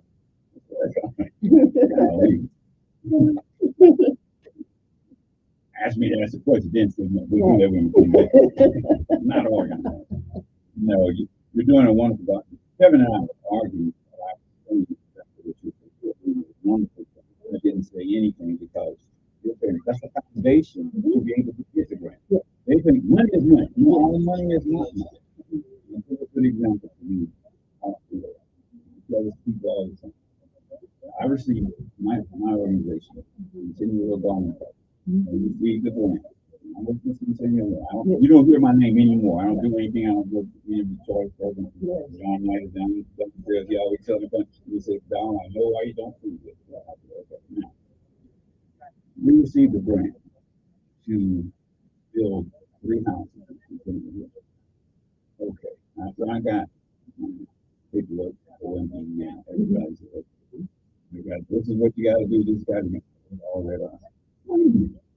It required me to sell those houses at the rate for those houses and for that square footage.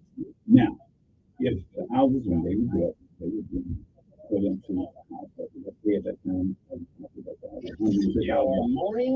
Whoever bought the house, somebody gonna get $110,000. They go and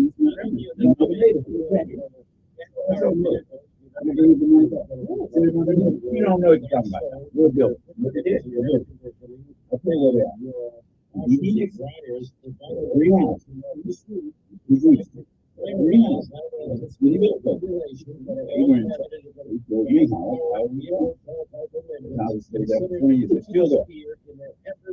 I don't know how many people, but 3 houses that were originally built. They were built to the spec that we had. We had built a certain way.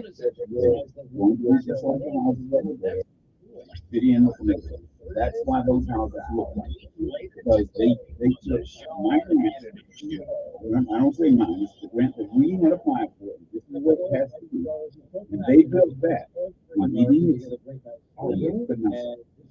They're still there. I mean, they were sitting in a rock.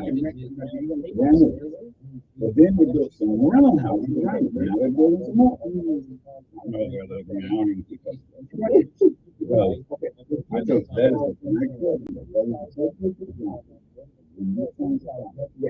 all of the guys.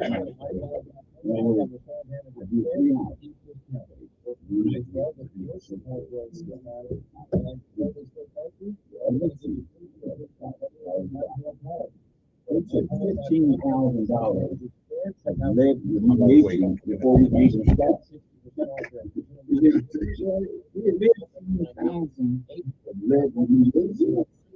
Before we could start construction, it cost about $75,000 to do a house that I sold for. And the next one it was like $85,000. I mean, as a non-profit, I could do that, right? But it ended up because not reimbursed for some of the things that we were trying. But I'd already seen that. The city didn't.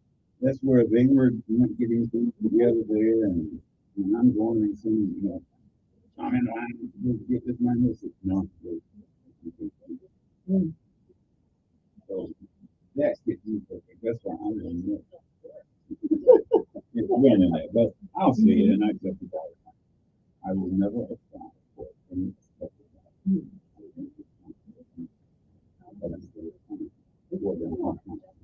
It is so interesting. People think that even like this, if they're doing this kind of steps, there's so many things that they've got to follow and get around. They do profit, there's no profit from the not do it. A non-profit would have to have, like you say, again, they're not going to give you 100%. If you got to have 20%, you apply for a grant, you need $100,000. You got to have $20,000. Then they give you 80, and then it's allocated after they approve it. And then you don't understand. You don't. They don't just give money. They don't. There's an allocation, and if you don't meet the requirements of everything you said on that allocation, you don't get the money, even after you spend. Well, that's why people don't get into it, Kevin. It's just not money. They don't just send the money and you put it in a bank account and then you draw it out. You have to do the work, and after you've done the work, you apply for the money from the grant office, and then they will give it to you after it's approved by HUD or whatever entity. So have we got the 36 million yet? It was announced. We haven't gotten all the paperwork. Oh, so we still may not get it. Oh, we're gonna get it. Okay. But we have paperwork we have to sign, and then they give us the we can proceed. So one day then we're gonna look in the bank account and one day we're gonna spend some money, and we're going to send that request to the federal government, and they're gonna reimburse us. It's a cost reimbursement. Which will be how long? What do you mean? How long does it take them to reimburse? It doesn't take long. It doesn't take long. But it's to ensure that we spend the money on what we spend. So if you that solves my issue. So if you poor and you don't have no money, you're still in the same shape that you were in. Depending on the grant. And that's why they want you to have that money up front, that 20% up front. But if you had all that, you probably wouldn't need them. Welcome to the good. So it's a con. It's like minimum wage. Every time the minimum wage goes up, everything goes up. It's a con. It's a psychological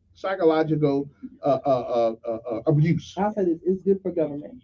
Yeah, it's not good for individuals. Yeah, okay. And so for us to do something large scale, it's best to go after the grants. Where else will you get the money? I guess it's gonna be a lot of rain still falling down on people's houses. Yeah, that's totally different.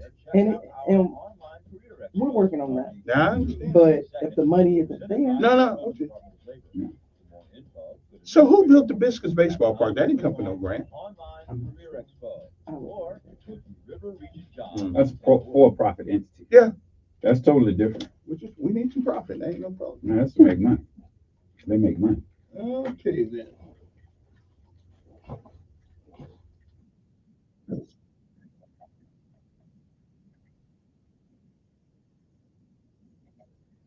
Okay, we're back. 860-1440. Our guest this morning is Miss Kelby Porter. So now you can give us a call if you want to. 860-1440. Answer anything about a grant, but I got the case out.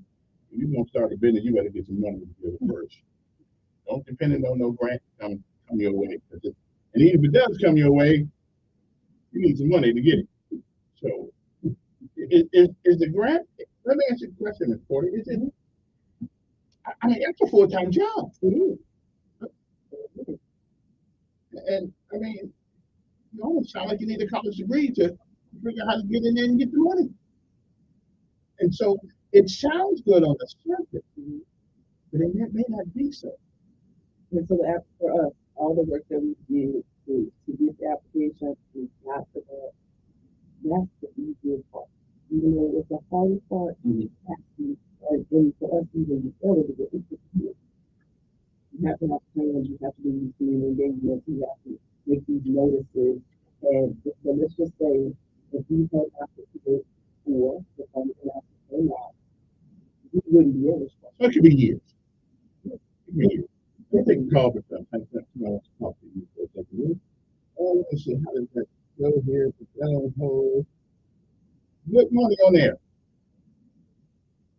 Morning.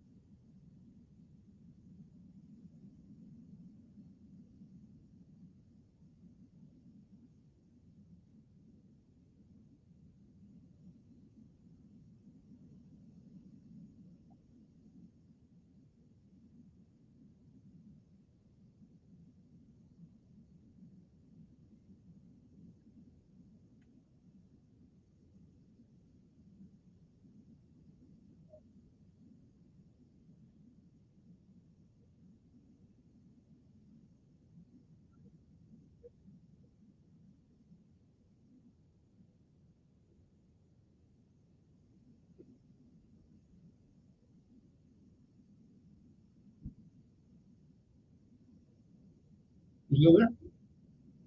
Let me see. Let me see. Are you still there? Good morning.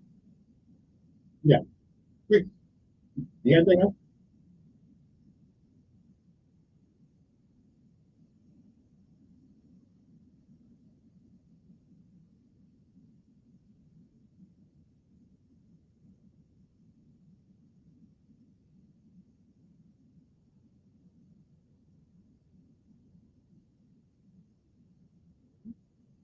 All right. Appreciate it. So to answer that question, I think we have this on the Republican country that really invested into community. And so as a part of this, we get all of our documents and we can notice we will be community engagement. We will come back to the community. Explain what we're doing, we reactivate, explain what we're doing, where the money is being allocated, and we also get additional needs and just skills from this country. So we know for sure previously the benefit system was put in place that was really running. We have to adjust those skills and we're implementing this grant, this particular grant, but to add more to that, the grants department has launched the GAP initiative.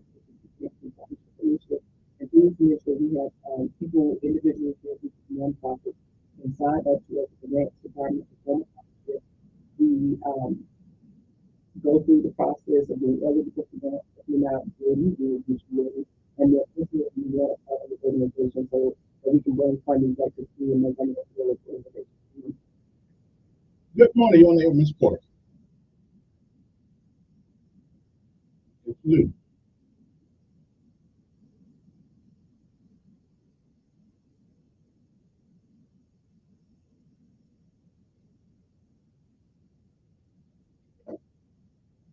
Oh, there it was. Yeah.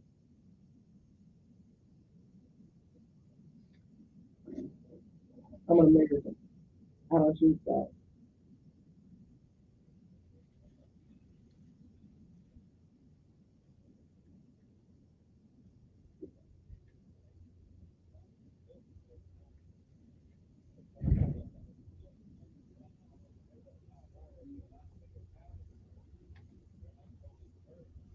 Yeah.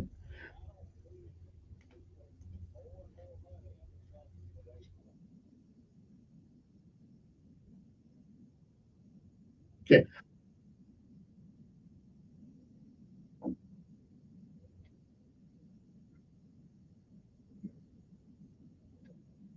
Hey, so let me get somebody from the education department on, and then we'll lamb blast them. But you know, she come over and talk strictly about grants and or the lack thereof.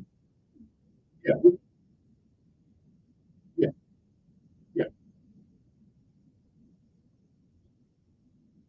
5022.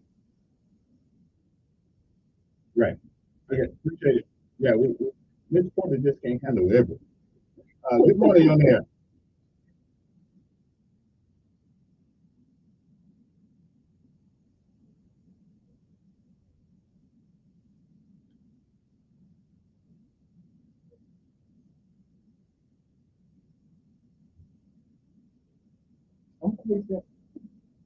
I know where you're going with this. I'm with you. I'm feeling you on this one right here. Go ahead. Continue. Yeah.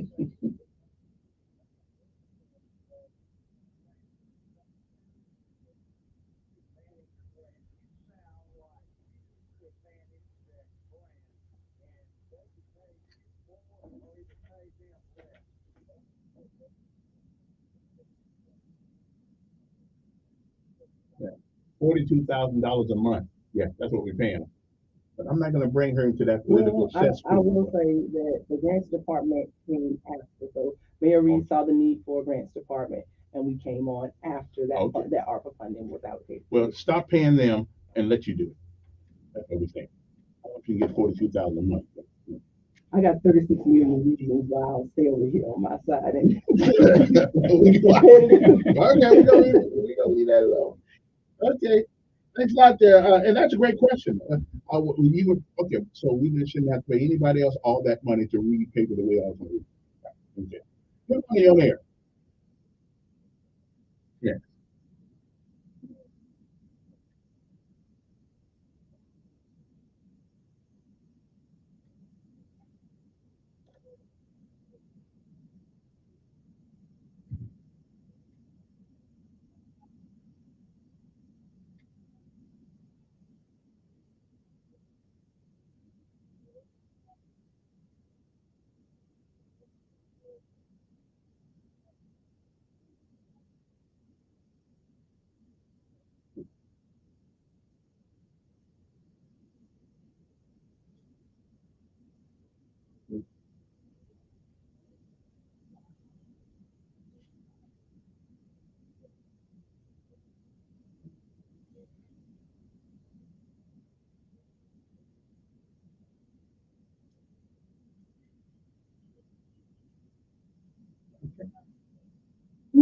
That's right. Listen, I'm not going to bring her into the minutia of politics.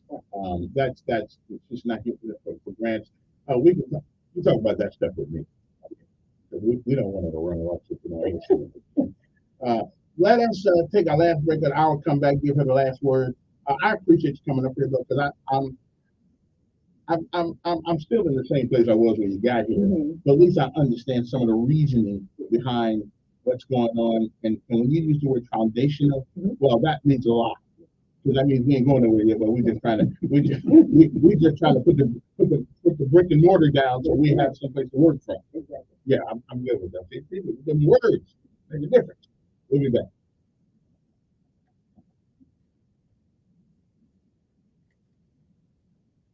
Thank you very much for coming here and straightening out things, because there's a lot of disturbance out there.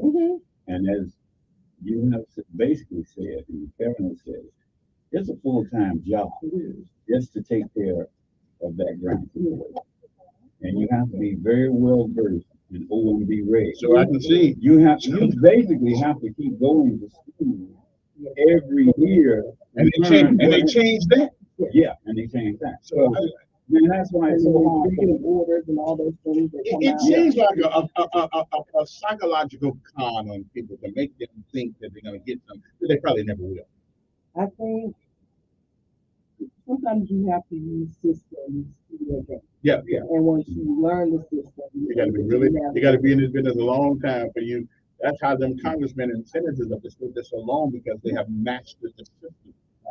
And so, and that was the entire point of having a grant department. They were in a grant department before, and because but it makes sense, though. It makes sense. And because it wasn't a grant department before, some people didn't want to play a share game because you have to make all those things. But we truly are missing out on a lot of. So you like to take the job? Most of Hey. So I understand when you said you're with yourself now. I wasn't aware of that, because I don't keep up with city politics now, because it's so messy. We just did it in 2021, so I came on right after. And my sole job is to watch the competitive. Right. And that is a full-time job.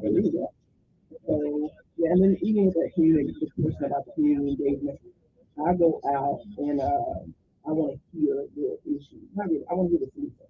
So when I go to some of these community meetings and help people, we've been talking about this for 40 years, and I want to hear 40 years. And so I'm here today.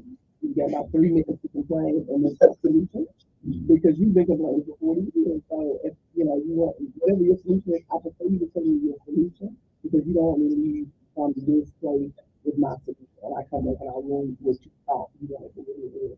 And the example that I use often is people talk about dilapidated homes. Dilapidated homes, the city solution is not that thing down and you're going to put something else there. The short solution, you want a different solution. Rehabilitate or turn into a garden or do all these things. But I need to know that from the community. Sometimes you'll be better off acting on your own. Because you go to these meetings, like here, it'll turn into something that's not even under your purview. We don't say, the school bus was late. Okay, all right. We need some groceries. And so that's why I do the 3 minutes. You got 3 minutes to complain, and that's for the room.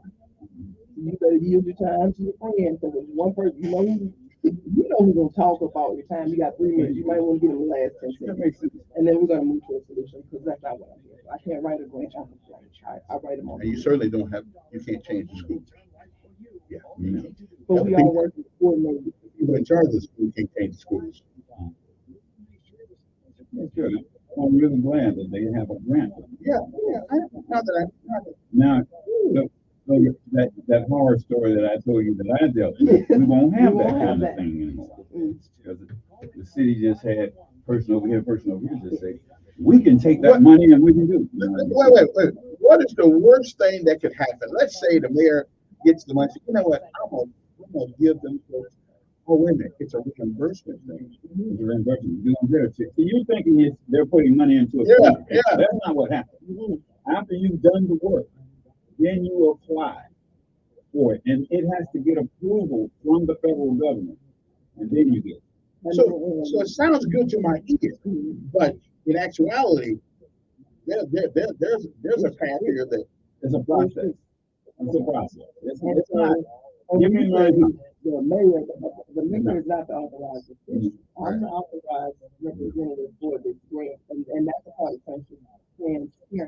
But also, with that, the mayor signed up on all these plans and all these other things in order for this to happen. The mayor and the city council did their part, and now it's time for us. So is there any grant that that we get paid first? Most of them are not. Most of them, if that's the case, an appropriation or some type of funding that comes from the budget, the federal budget. So it's still possible. You get the grant, even Now the state can do that. See, a DECA can give you money up front. About You have to go 20%. to the state. 20%. They'll give you about 20%. Yeah, 20%. They'll give you that up front. That's And then we get your reimbursement. And I work for the before that. There you go. Okay, we are back. Our guest this morning is what's that first name? Kelby. Gordon. I never heard of you until last night. You just kind of go under the radar over there. I mean, any complaints about you, anything like that, Yeah, you're doing your job. Let's take one more call. Then I'm gonna give her the last word in a couple minutes and let her tell us why she's a book over there. We'll come back. We'll go ahead. You know what I mean. Go ahead. Morning.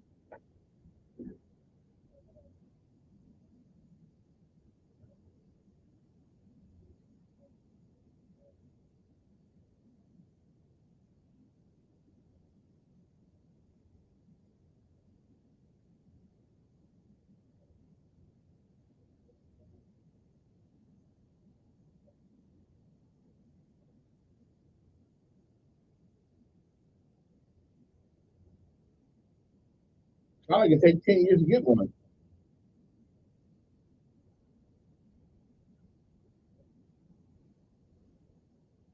Oh, with the city.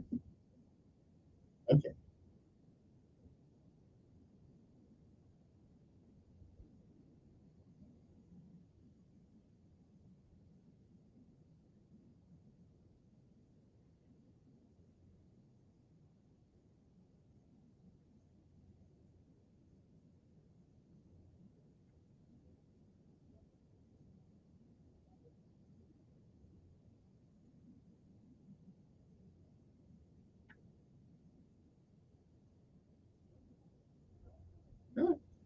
I appreciate you. So procedurally, I would assume that for us as a civilian, as a citizen, to get a grant from the city or the county or the state is a lot easier than getting one from the federal government. Yes, we get the money from the federal government, we get the office, and now we're making it decision. But we still have to do all this on the back end, from accountability and transparency, and reporting and everything else that we have to do to be reimbursed. So we still be reimbursed for some of these grants that we're participating to in the neighborhood.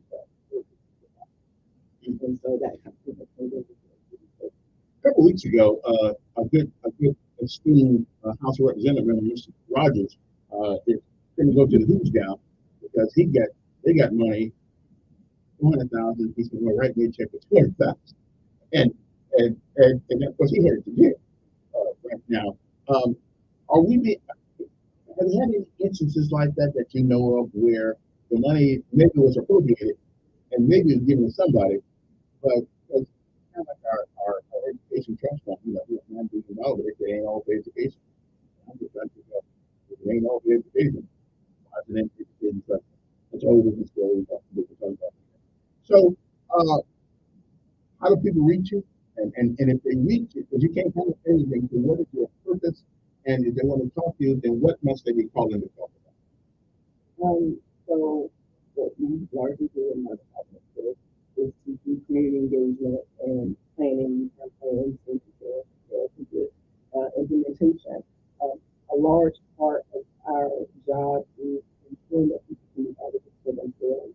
So we won't have community engagement meetings where we're not productive. And so when we're talking to so if you're talking about funding for revitalization, agriculture, if you're talking about CDBG, I can point you in the right direction. And so we want to expand funding to not just for the city of Montgomery, we want that funding to come to individuals and nonprofits and businesses.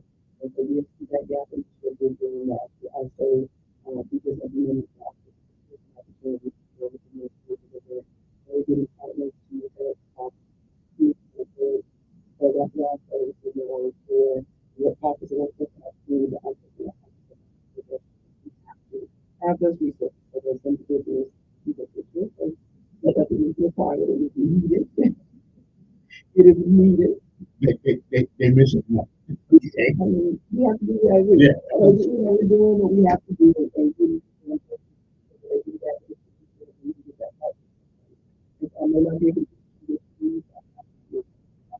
So what I've learned today, though, on the serious side, we can't wait until there's an urgent need to move forward. This process takes some time. And even in taking care of that, you still may not get it for some time to come. So if we got any futuristic thinking going on, we need to put that on the plate right now.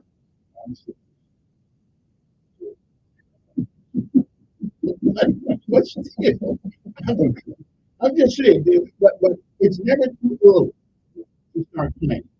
And so we passed 2020. I mean, we passed 24. So I guess we're looking at a 2050 now. I'm not probably going there, but we're looking at that. But again, if we lay the foundation, we may not benefit, but our future will. Our kids will, and they will thank us.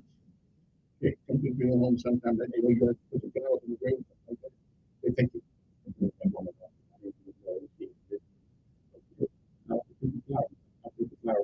It's been great having you here. I mean, for one, there's no controversy. It's kind of sad. I want to just tell you about him. Yeah. But I couldn't do it. So tell the mayor he did get a bigger year. I did do away with some of your perspectives. That's it. Yeah, everybody. Nice guy. I do my own thing. You do your own thing. When I see the need and I heard. You heard. I heard you. I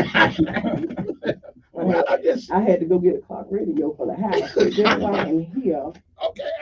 Okay. There you go. Well, you certainly have. You certainly have straightened me out. But it was still like I said, though. We really. Oh, ladies and gentlemen, it's a big news. Okay. We like hearing $36 million, but we may or may not get the whole thing. We don't get money.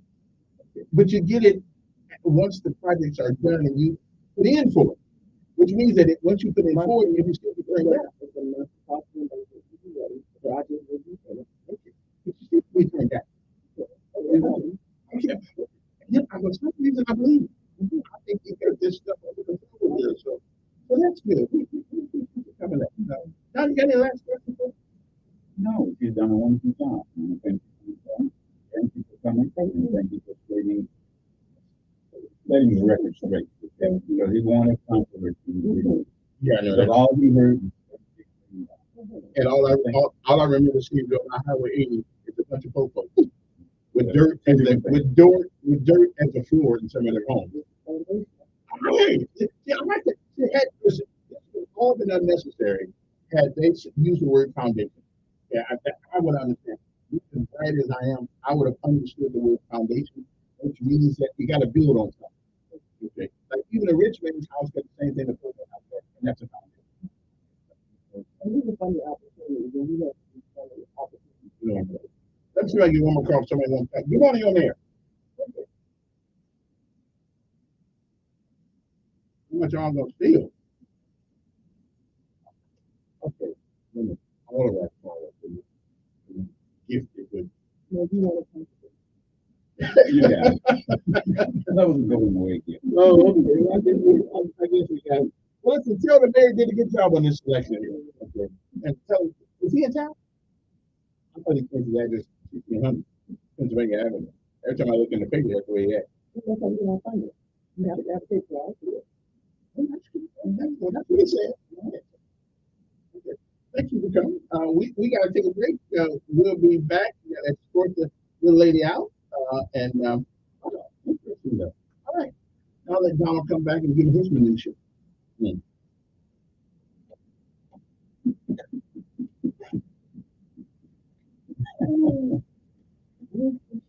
That's why I'm really on the. I can't take it every. Well, you did a pretty good job. I was here just in case we got off track. This is News Radio 1440 on your AM. You did it very good. We're working on how you have a how we do it and with Liggett base, but Liggett. Greenhouse from 1975 and one like that. Cars are dangerous too. And so we have to get rid of them. Children are going to live in the house, and you got to have it. It's sick. Let's go driving. You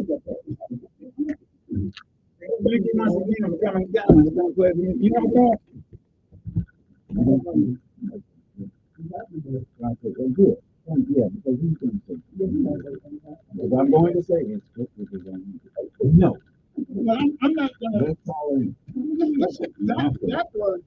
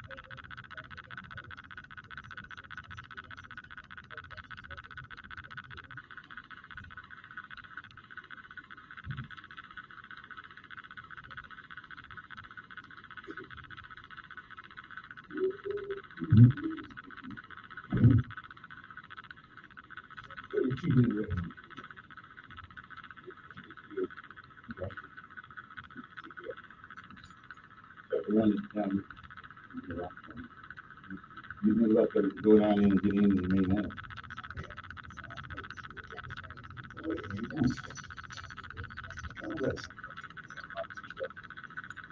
Twice.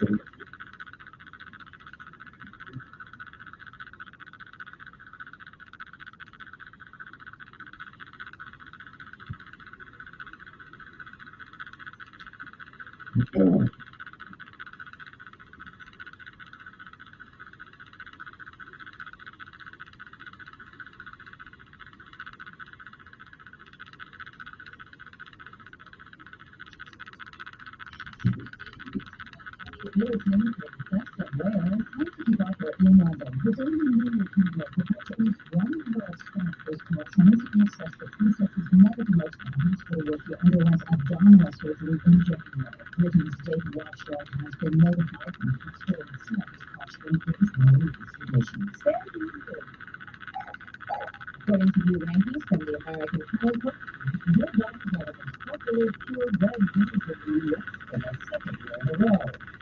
French bees come last, golden retrievers, German shepherds, and poodles. This is CBS News. Here's the Wiley Auto Parts for all your car care needs. Get the parts and service you need fast. From the professional parts people at Wiley Auto Parts.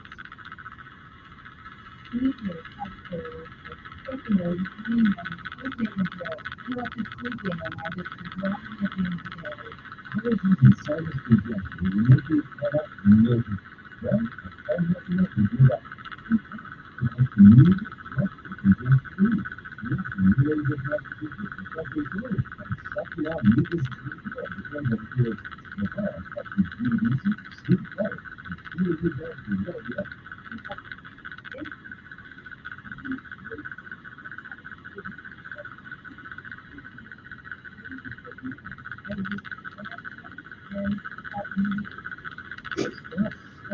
Congestion and start breathing and feeling congested with the NAD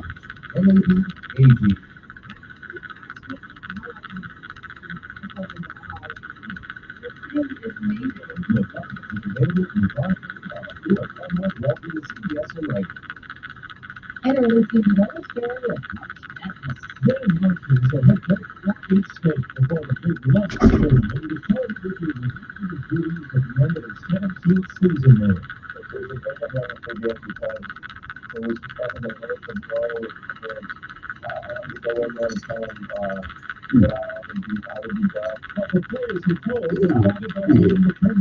I'm really glad we had her up here. I think she cleared up a lot of things. And that's something I said is needed. It's a full-time job just to handle one grant.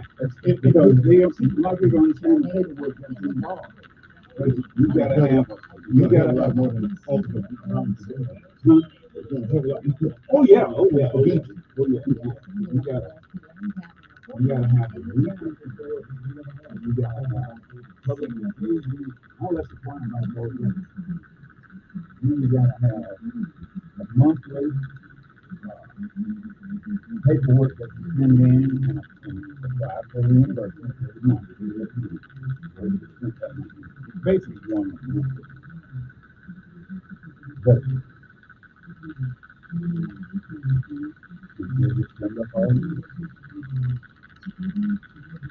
you gotta have it laid out how much you're allocated to that month. You have $10,000 basically you go over it, go down the line.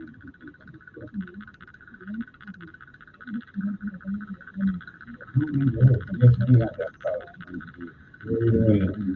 It's probably that amount.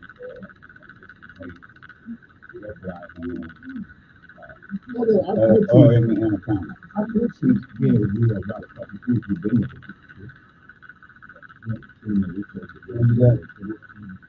I probably agree to do that kind of stuff. You can have to do an accounting or book. You gotta have that background.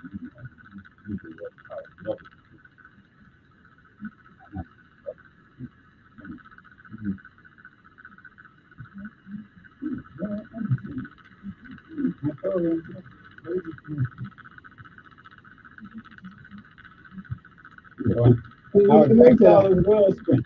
Oh, that one, yeah. Yeah, that one,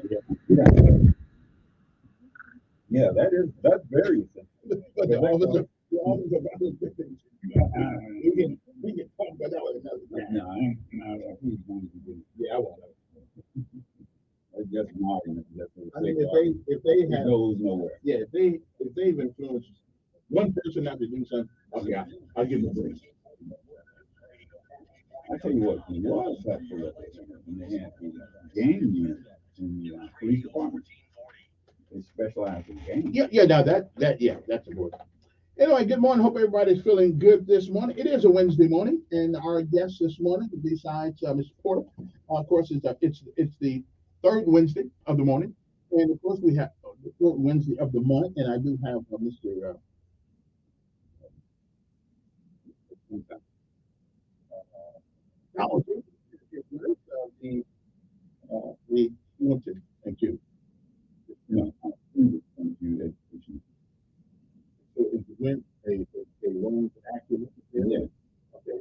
why is it wrong to say you went to St. Jude? A lot of people said they went to college. I mean, they finished. Went. I mean, that's what I mean. Yeah, I went. Yeah, we went to college. Yeah. So went is like a temporary situation where I attended. It was there. Yeah, it was an ongoing thing. Okay, I got it. It was there. That's the problem in education right now. A lot of kids that go to school, they want to attend. Yeah. Have you read The Kill a Mockingbird? No. Okay. Did you find it to be defamatory or otherwise sensitive? I mean, it's it was using the language of the time. That's like one thing that some of the time was the language of the time, and to get the point across. Yeah. You know. No, I'm just saying that. Yeah. Oh, so wait, Mark Twain. Oh yeah. Okay. Yeah. You forgot me that. No, I didn't. I mean, it's real common. So yeah. Mark Twain. Yeah. You knew that was in his book too. Okay. And you'll probably be. Alabama lawmakers, I think they passed a bill that stops this DEI thing. Right. Oh, what's it? I don't care about it. Look, you can't look. And we had a conversation last week. You can not force desegregation. You can't force people to be friends. Right. You can't force people to be friends. Now, as part of a natural process, people should live in socialization. As part of a natural process, that should be taught at. Okay, your mother and your father and your grandmother and everyone else tell you how to treat other people. You've got to have a class to tell you how to get along with people. If you don't want to get along with it, you're going to have resistance. So I don't care. But first of all, the inclusion and all the issues, they should be natural, but they're not. Let people, if you hate me, that's fine. I don't care. As long as you don't touch me personally, I don't care. And there are people, I don't care if you just force people in your class, and you're putting them on people and showing them. And then if people don't want to accept some information, okay? I do believe there's an unnatural. Right. I do believe I don't mind grading below. I need to be concentrated on math. We're talking about college. Right, but college, if their college professors are not smart enough to have this conversation without everybody getting in an uproar, either we got the wrong college professor or we got the wrong guy in school. It's all about education. I don't have a problem with them talking about let's just yeah, it's not easy thing to do. It is. And most people don't. You're right here. Every week I come here, I say the same thing. I give my perspective. You know, people call and they give me the names on. You're a liberal. You're this. You're a Democrat, and all that. No, I'm giving my perspective. Which is the perspective of a Democrat. see what I'm talking about? That's why you don't need it. No. As long as we got people like that. Anyway, so again though, if you're in at least in the 12th grade, and you can't have a conversation about anything, regardless of the historical perspective of it, then you probably didn't learn a lot for the other years. Yeah. And in college, we're in Alabama. Okay? Yeah. You know, all these things about this other thing, critical race theory and all that. We're in Alabama. You know, here's the thing. I'm not worried about that. I don't care about that. You know what? On CBS Sunday, I was looking at the news, and Montgomery was on the news, and they had these stuff on the news. Showing what's going on, how you go on, and then what is in the article. Is that the students thing down here? It's on between Walker and Lafayette on the river. You got to yeah.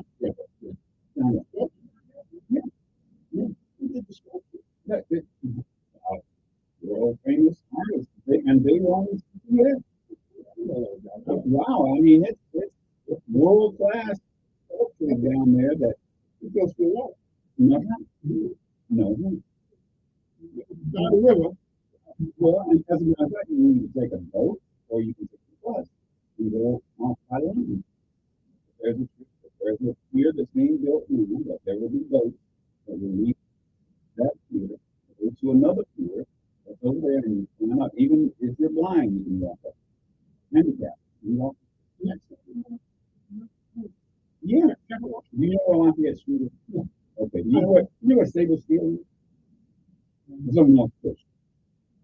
Yeah. Okay, well, big range. Yeah. Okay, there's a street right there that goes on the side of the three little homestead. You go across the railroad track right there. Okay? Once you cross the railroad track, that's Lafayette. You turn right, and that's where it is. Or you, if you turn left, it's the left. And then that's the new part of the big range. Yeah, no. There's the nature park. The two parks. Well, this one, well, you haven't heard about the nature park. The nature stuff. And this the thing. And what part of nature do you want to look at over there? You have to go to see. Okay. It's a nature trail. And it explains what trail is for school kids to come in. So we have a new nature park. And as a matter of fact, there's Shady Street Park over there on Walker Street. Walker Street is over the Shady, which is where the cattle orchard are. Hey, I got too much happening. Look, I can do whatever I want. I'm in position. I can go. I go down there every other day to just watch this amazing past. They have done all of that work. They work 7 days a week. They open up this. But they had a tour. As a matter of fact,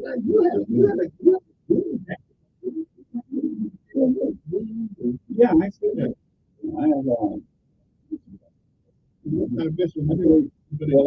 watermelons. Yeah, watermelons in there? Yellow. As a matter of fact, I have my friends growing in. Do the watermelons actually really be big? Can you hook up a brother one? Yeah. You charge one? No. Yeah. They're all yellow meat. People are the average watermelon you see, it's red, right? When you cut it up, no, it's green on the outside. Right. When you open it up, what color is it on the inside? Okay, yellow meat. Oh, I do that. Well, I have yellow meat seeds. Really? So, and each year when we have the yellow meats, one of my friends. I didn't know they had a yellow watermelon. Yeah, when you open it up, it's yellow. No, it's a watermelon. Sure. I'm sure. You're smoking on that stuff. No, I'm not. And there are people out there who think that's right. And yes, as a matter of fact, I have about 25 plants now. Yellow meat watermelon. Well, good. I'll bring you one. Yeah, I don't even know. It tastes just like watermelon. Yeah. It's yellow. But it's yellow. Instead of red. So it's disabled? No. Uh-oh. Hybrid guy? No, all that means is so it's a watermelon. You know what? Watermelons are like dogs. They come in different varieties. So like 4 o'clock at night, antelope walking trying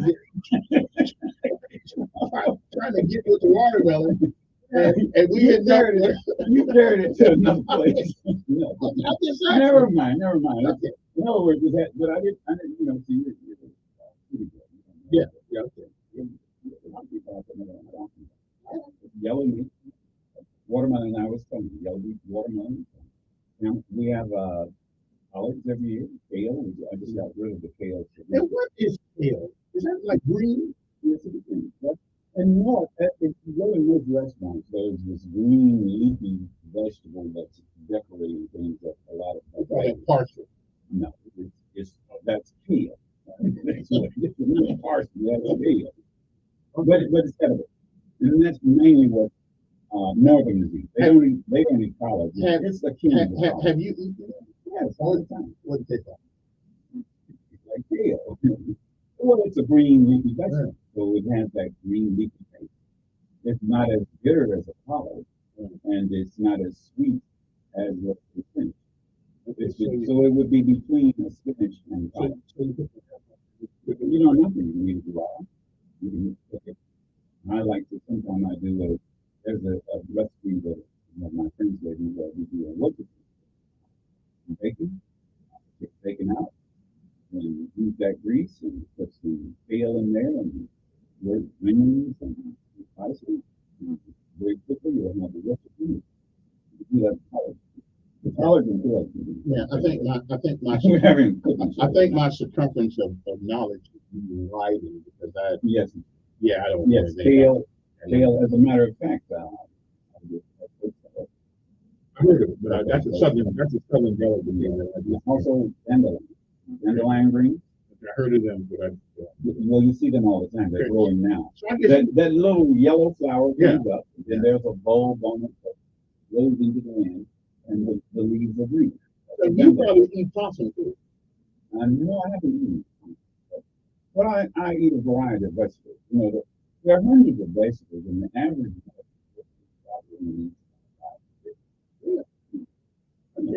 think about it. What how many different vegetables do you eat with it? Probably one. Well, probably a lettuce and tomato on that hamburger. Yeah, I eat hamburgers on it. I don't think the as a matter of fact, I really always ask people that one of our famous burger restaurants in America, they think they're using fake meat. I don't know if they are or not. You don't have to use. You know what? You don't have to use fake meat with hamburger. You know what hamburger is? It's a mixture of a little bit of everything. It's the scraps out there. I worked in a meat factory. Yeah. We made the hamburger out of the scraps and we cut it off and trimmed it for the steak. That's all it is. And the fat. And the amount of content in it is called hamburger because it has a certain amount of fat. Hamburger and sausage are the exact same thing. Well, since we talk about food for a second, Okay. I keep going to the store getting some Kaneka sauce, right? Right. And it's hot. Now, I love Kaneka sausage when I got to my grandma, and it wasn't hot. So, is there Kaneka sausage? And I know they got a couple of variations in there, and one says that's right, but mild is hot also. So, Maybe it's your taste. we're Mild not- is not your. yeah, I'm not. Yeah. Yeah, I'm not. You have a. But I need a good breakfast sausage that tastes good. It's not hot. No, that's the best breakfast sausage. I know, but it's hot. Link sausage. But it's hot. Not that hot. Mild is not hot. No. It's mildly hot, but it's hot to me. No, you. Okay, well, whatever. Anyway, 860 whatever on the line. I'm trying not to be too serious today because Miss Daisy passed, and I broke my heart.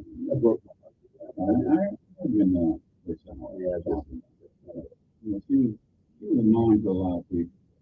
That took me to a place that I hadn't gone there. Very active. Had a lot of spunk. Yeah.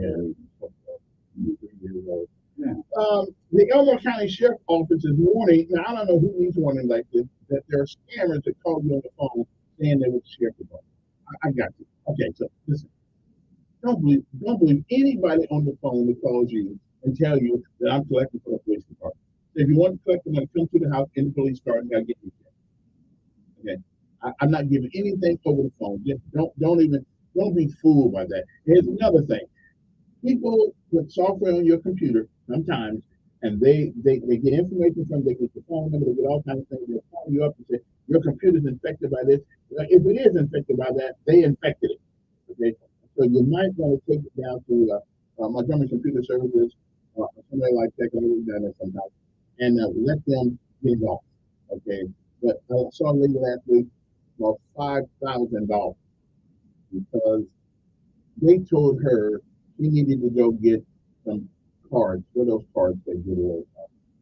Gift cards. Yeah. So she went and got a bunch of gift cards for people. It came to $5,000 before they let her have a computer back.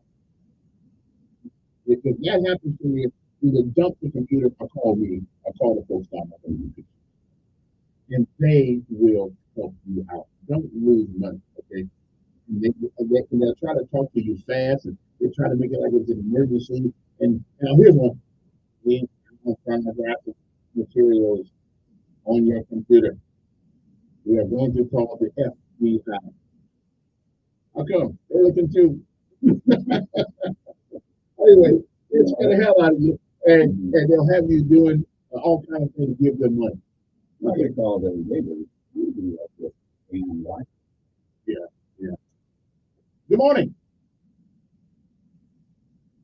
Good morning, sir.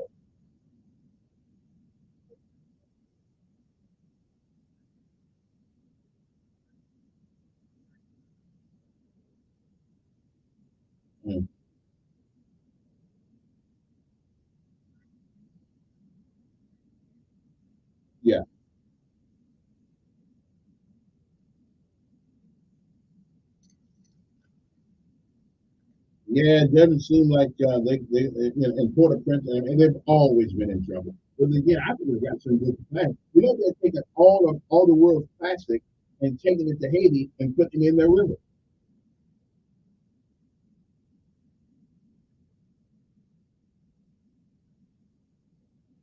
And they got mountains of it. Yeah, mountains of it. Yeah. Yeah. I don't know why we can't melt plastic down and repurpose it. Because we say we need companies that make plastic. Yeah. All right. Well, appreciate it. Got to take a break. We'll be back. But Haiti's been a source of, I believe militarily we were involved in Haiti at some time years ago. Yeah, we were colonizers. Yeah. Ever since they got their independence, they've been colonizers. We'll be back.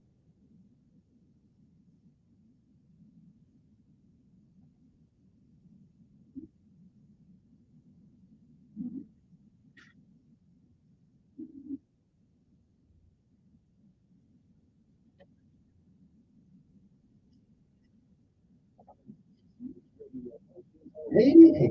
Yeah. That's a case of winning the battle and losing the war. They were the first black nation to be free from colonizers in the world. But they went through it. The French came back and made them pay reparations. After the French made them pay reparations, they were paying reparations up until 1994, I think it was. The Americans went down there after World War II. First they went in after World War I, and they started robbing, putting different companies in there and ripping them around.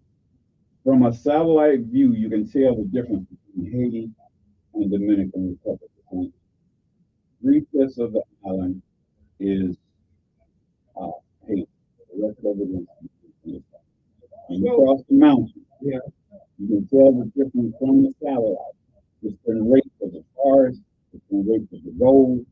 From 1492 until the present, it has been raped by the Europeans and Americans. That's what the Columbus land done in 1492. And they killed all of the inhabitants on Haiti side. The Dominican Republic they speak French and English over in Haiti, and Spanish is the language of the Dominican Republic. There is no race in the Dominican Republic. Even people who look like you and me, they don't call themselves black. They don't have a race. Race is not on their population. 55,000 Haitians who are listed as colored living in the Dominican Republic. Oh, but I got a lot of things for Haiti. America is we putting in a dictator, talk about devaluation, so we could steal money from them and we could steal money from them. Put his son in, and then they tried to get him out. He stole $800 million, and the United States stole I don't know how much. So they've been having dictators that have been putting them under the guise of preventing communism from coming into that. Because every time the Russians or anyone say, okay, we're going to help you. They say, oh, they're bringing communism. That's under the guise of preventing communism. I say yellow meat watermelon.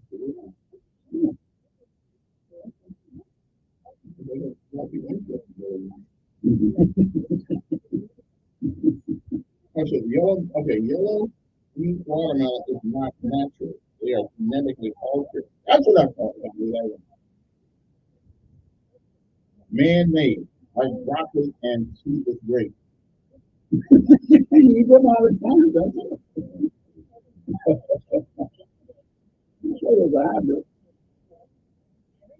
So, in other words, I have a secret. So now it's natural because every year I take the every time the seed. Then I make the plants. I have some plants growing in the office right now. And then usually on Good Friday, I give out some plants. You plant over it at the spot, over at my spot, and another friend of mine has another spot. When the watermelons coming up? They'll come up in July. July. Yeah. Something on the road right here. Mm-hmm. 4th of July. Okay. It's about 30 grams. If I plant plants now, the watermelon will be edible, and it'll grow up until sometime in late September or October. It's a vine. It just grows. So what it is, you can take 3 plants, and I can put them in a 8 by 20 pot. Those 3 plants, the vines will grow, and then I turn them back the other way. So it'll just keep growing. So you just see a lot of vines. You can hardly see the watermelons in this because they're in the leaves.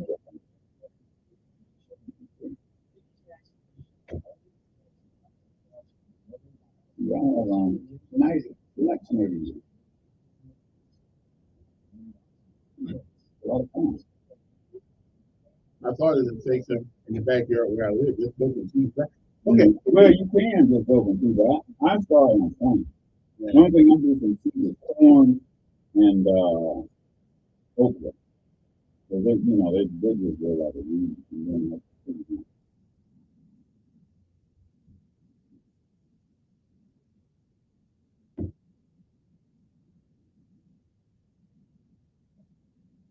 And we are back. If anybody wants to call and have a conversation just about anything, okay? First of all, let me give one more time. Tomorrow's the last day to vote for the student of the week. From our local school, and I like to give them some props because I get tired of only hearing about football and basketball players. So let's give these kids a break too. Ariane Martin from Johnson, Abernathy, and Grant. How do you pronounce it? Is that pronounced Grant? G-R-A-T-T-E? Johnson, Abernathy, and Grant, otherwise known as Jag. She's a freshman at that school, and the teacher called her the epitome of a scholar. I like to go to Valley Cross. Also, Sue J, otherwise, and they know as Andy Lim, Lim, L-I-M, from Loveless Academic Magnet Program Pride, is a student of the highest order. You can go to Montgomery Advertiser, and you can vote for the student of the week, and you can pick out which one you think you like. Also, Micaiah Austin of Sidney Lanier High School, a senior. Micaiah plans to major in social work in college, and next year, and ultimately help kids feel their talent. Okay, one more. Grayson Gazelle from Prattville High. He is, as a knowledge student, he has a above 4.0 weighted GPA and other things. Bryson McGrew from Percy Julian High School. I'm still waiting for somebody to put my school. Okay, maybe I'll do it. Yeah. No, it's stupid to do it. Anyway, so again, Montgomery Advertiser, the woman who's doing this is Franklin Kitson. It's a D-L-E-Y-H-I-T-S-O-N, and she covers children's health. I don't know, and education and welfare, advertising. Don't try to call her though. Don't try to call her because you can't reach nobody over on the phone. Even when you want to advertise, we got something like email. But whatever happens, okay, whatever happens is being able to pick up the phone and talk to somebody in person and have a conversation. Now I got to send them an email, send them a text. There's nothing like a handshake and a conversation. So I won't be calling Montgomery Advertiser. I'll still read the paper because that's all we got. Okay. Also, here's one. A juvenile that has been charged in connection with a Monday morning house fire that sent 2 people to the hospital. Montgomery firefighters responded to the 2800 block of Lena Avenue shortly after 5. Some people always try to do things early in the morning. Anyway, 5 a.m. to a single person house. This was a 6-year-old girl and a 45-year-old man were found unconscious inside the home. They were transported to the emergency room at Jackson Hospital. Both have smoke-related injuries. Officials said firefighters also found an uninjured 15-year-old girl and a 46-year-old woman who was treatment and had to go to treatment. In a statement Monday afternoon, though, Fire Rescue Assistant Chief Stanley Cooper said a girl from the home was interviewed by investigators with her mother present. Cooper said the girl told authorities that she went into her parents' room and took some of her mother's possessions, but did not remember anything else. Okay, the girl, of course, is being charged with first-degree arson and transferred to Montgomery County. Yeah, authorities said that not confirmed that the girl was uninjured in the fire. Okay, then. That girl, I think it's time to hold kids responsible for what they do. Well, at the age of 16 and above, let's see. I mean, like, if they're going to do grown-up crime, they need to do grown-up crime. Yeah. Maybe not in grown-up prison, but they need to get some of reality. If you're 16, actually, it ought to be 13 and above. But we'll go 16. If you just turn 16, your name will need to be flagged on the newspaper. Let's say you. I didn't know what family you were. Like a movie.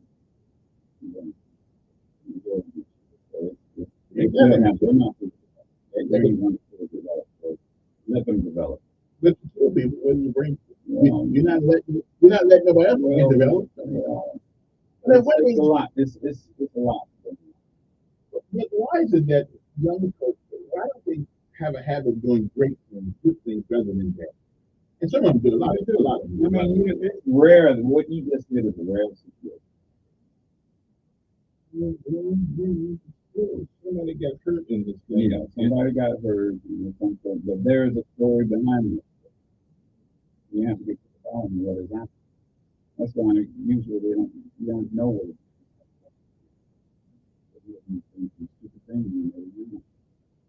And by the time they're gone, you can get out or you can go the other direction.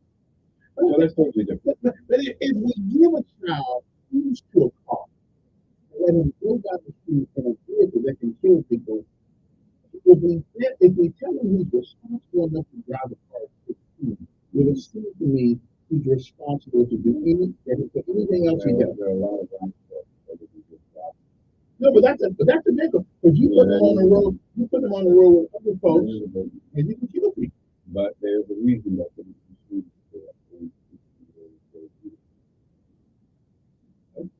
I realize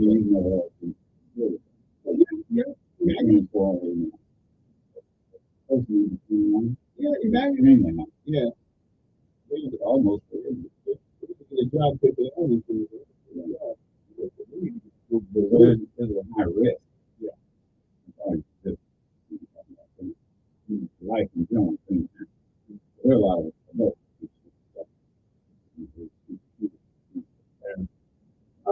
how would you like to buy a car and a couple hours later, the police show up at your house and take you to the car store? And now you do know that most of these cars have a way of cleaning out a signal if they've been tampered with. I think everybody knows that.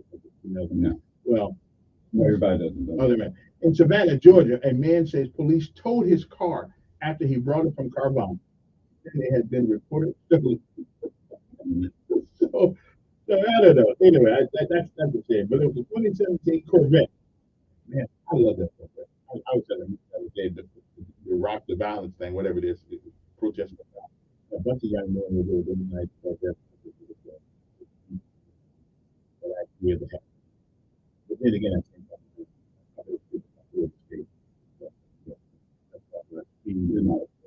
I'm not a Corvette. First of all, my second account already loaded. So we're just going to do that one. Okay. Here's something. 3 Selma men face the attempted murder charges after dozens of bullets hit vehicles. Now, you would think they'd be in Selma, right? No, this happened in Millville. Okay? So what? I didn't know people in Selma knew the way to Millville. But yeah, so we got 3 of them who shooting people and shooting the cars and stuff. Poor Dan's Irvin, 24 years old, Latina White, 26 years old, and Gabriel Wade, 21 years old, all just Selma facing multiple charges. Young kids, they're talented members of the whole life. Okay. Just looking for bad news. He you're just sitting here just finding every bad thing in there.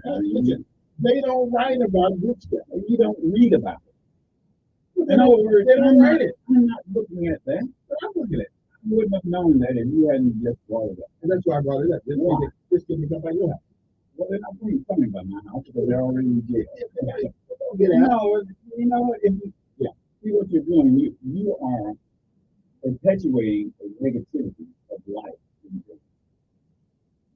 Wait a minute. Did I just not get done talking about some great things?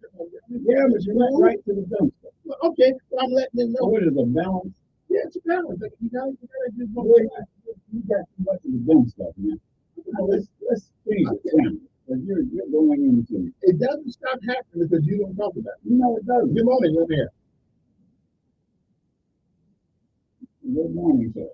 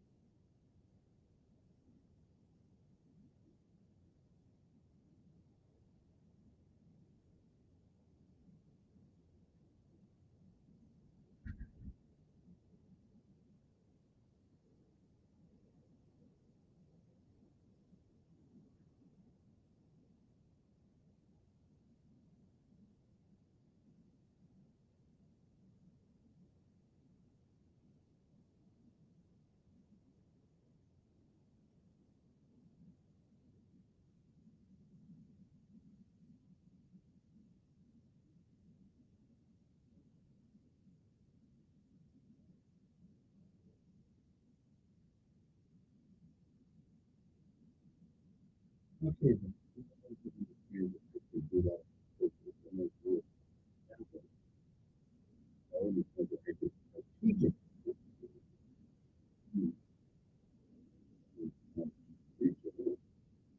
Anyway, 860-1440 is the number here on this fellow talk to us ever on your mind. Again, I know stuff. My audience who don't know this. This Stacey fan left us yesterday, and she's in the hospital with her husband William and both her sons. And so I said, all together back again now. And I hope that's what it is. But just was a fantastic show. We didn't find anybody that did not want to help. We disagree with sometimes too.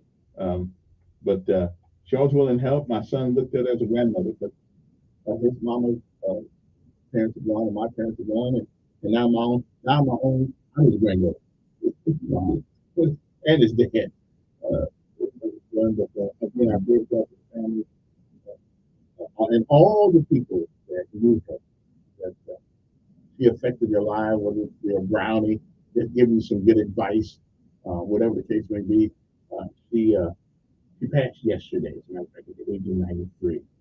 I was waiting for that 100th birthday, but it is not to be. So she was also. One more thing. I know it's negative, but I can't say. It's really negative, but the Alabama Crime Stoppers warns people of law enforcement imposter. Okay, and here's one. Listen, and say you got to find if you don't come pay it right. If you don't pay it over the phone, right now, through PayPal, they're going to put you in jail. Okay, the police department don't do PayPal. Okay, they don't. Okay. Also, warrant on every issue. If they say we're gonna get a warrant for you right now, we're gonna send you right back, that's a lie. You gotta go down there. You gotta go down there and make the warrant come out. Okay. So, and if anybody asks you, the police benevolently will also. Okay. It says scammers will target anyone that will listen to them, like senior citizens. I don't know if they have listen to senior citizens, but I'm not listening to all that crap. Okay. So I'm not listening to that. Okay. Now, again, if you you start from the bank. And I can't think that you're not getting down for me. Okay,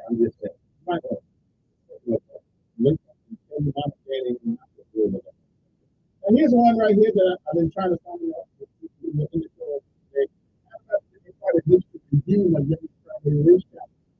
And a week or so ago, 2 weeks ago, the last couple weeks ago, primary election was over, but one Montgomery County race may get a closer look. The Alabama, the Democratic Party says it's reviewing a challenge in Montgomery County Court Judge between Monet McCorvey Gaines and Greg Griffin. And they are upset the Gaines used a pamphlet that looks like their pamphlet. I call that good marketing. You know, I call that good marketing. You don't have a right to so people can't market this stuff the way you market your stuff. I may have been a yellow pamphlet, I don't know. But as many votes as she won though, I don't know. But again, like they did me, they threw my votes away when I voted for Fernando Morgan. And they fired Miss Sabrina Martin, and they told me that my vote didn't count, even though Fernando came in second. They dumped him off the ballot and brought somebody in, some person named Arrington, and put her on the ballot, and everybody voted for her because they knew she was going to get all the votes because she's a Democrat. And in Montgomery, the city of Montgomery, we're 98%.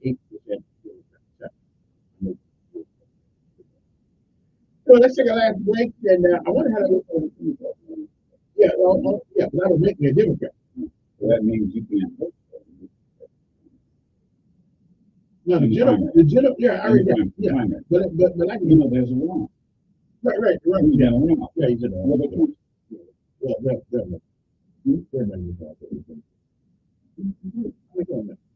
You didn't vote then because you have to have a Democrat ballot.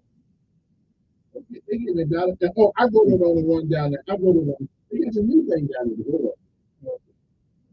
It's called. It's a little machine. It ain't like the regular machine.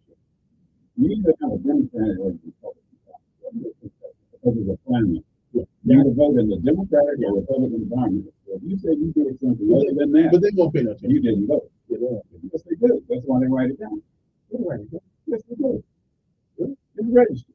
Because I have a that's not American. I have a friend who said he was mad because they asked him which ballot he wanted, Democrat and Republican. He said that's not your business. It is your business. It's a Democrat and Republican primary. Oh, so the vote is private, like everybody says it is. It is private. Now, if somebody knows you have to you voted for, you have to declare that during the primary which one you want to vote in.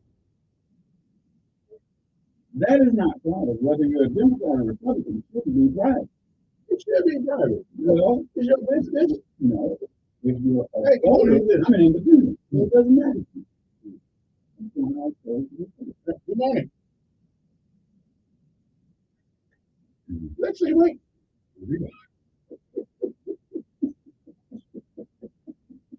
You need that thing. Damn like it. That's what it means to come up with that. You know the wrong out there for something? Yeah. Him and the lady. Yeah. You see what the message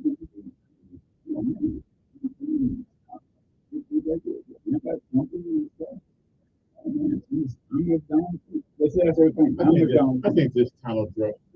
I'm gonna vote from. I vote for him any day against Biden, but this over allegiance to a one we God, we Jesus, we just a guy, and then actually.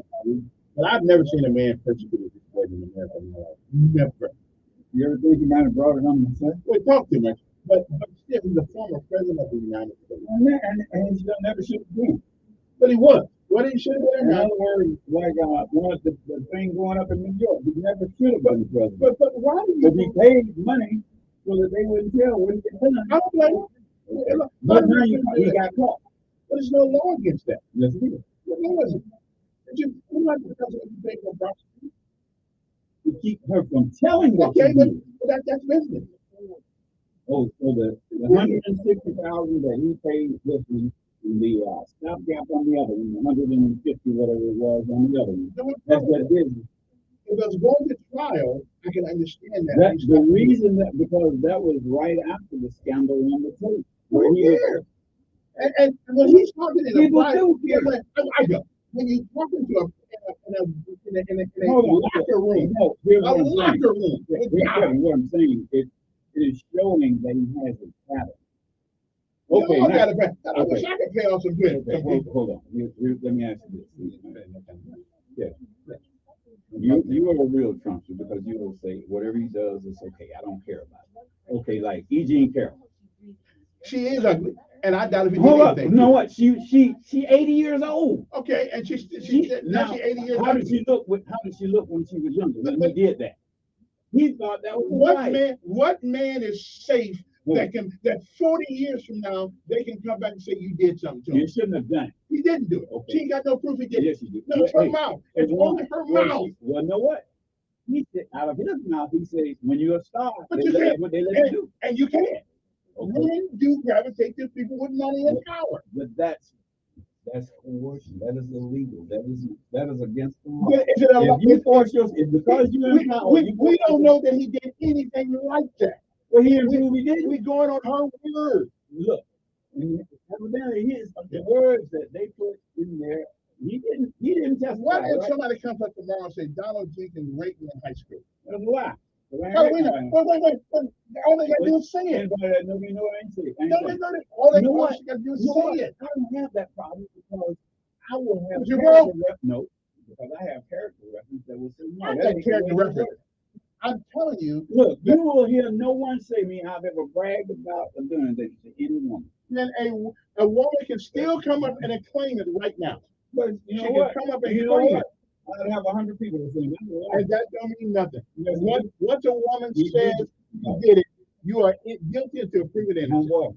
Because I've got the character references. I hear you. And when they get, well, let's hope it don't happen. Let's hope. But well, here's what I'm saying. You get off point. Yeah. What I'm saying is, he out of his own mouth said, "When you're a star, see this is the truth.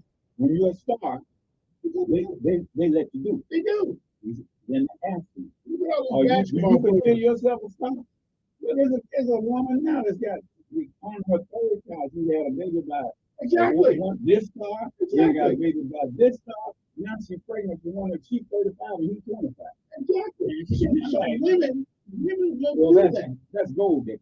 Exactly. There are gold diggers out there. And every woman is not a gold digger. She was a gold digger. She was a gold digger. She's not a gold digger. Okay. Jean Carroll was not a gold digger. When she told about it, when it happened.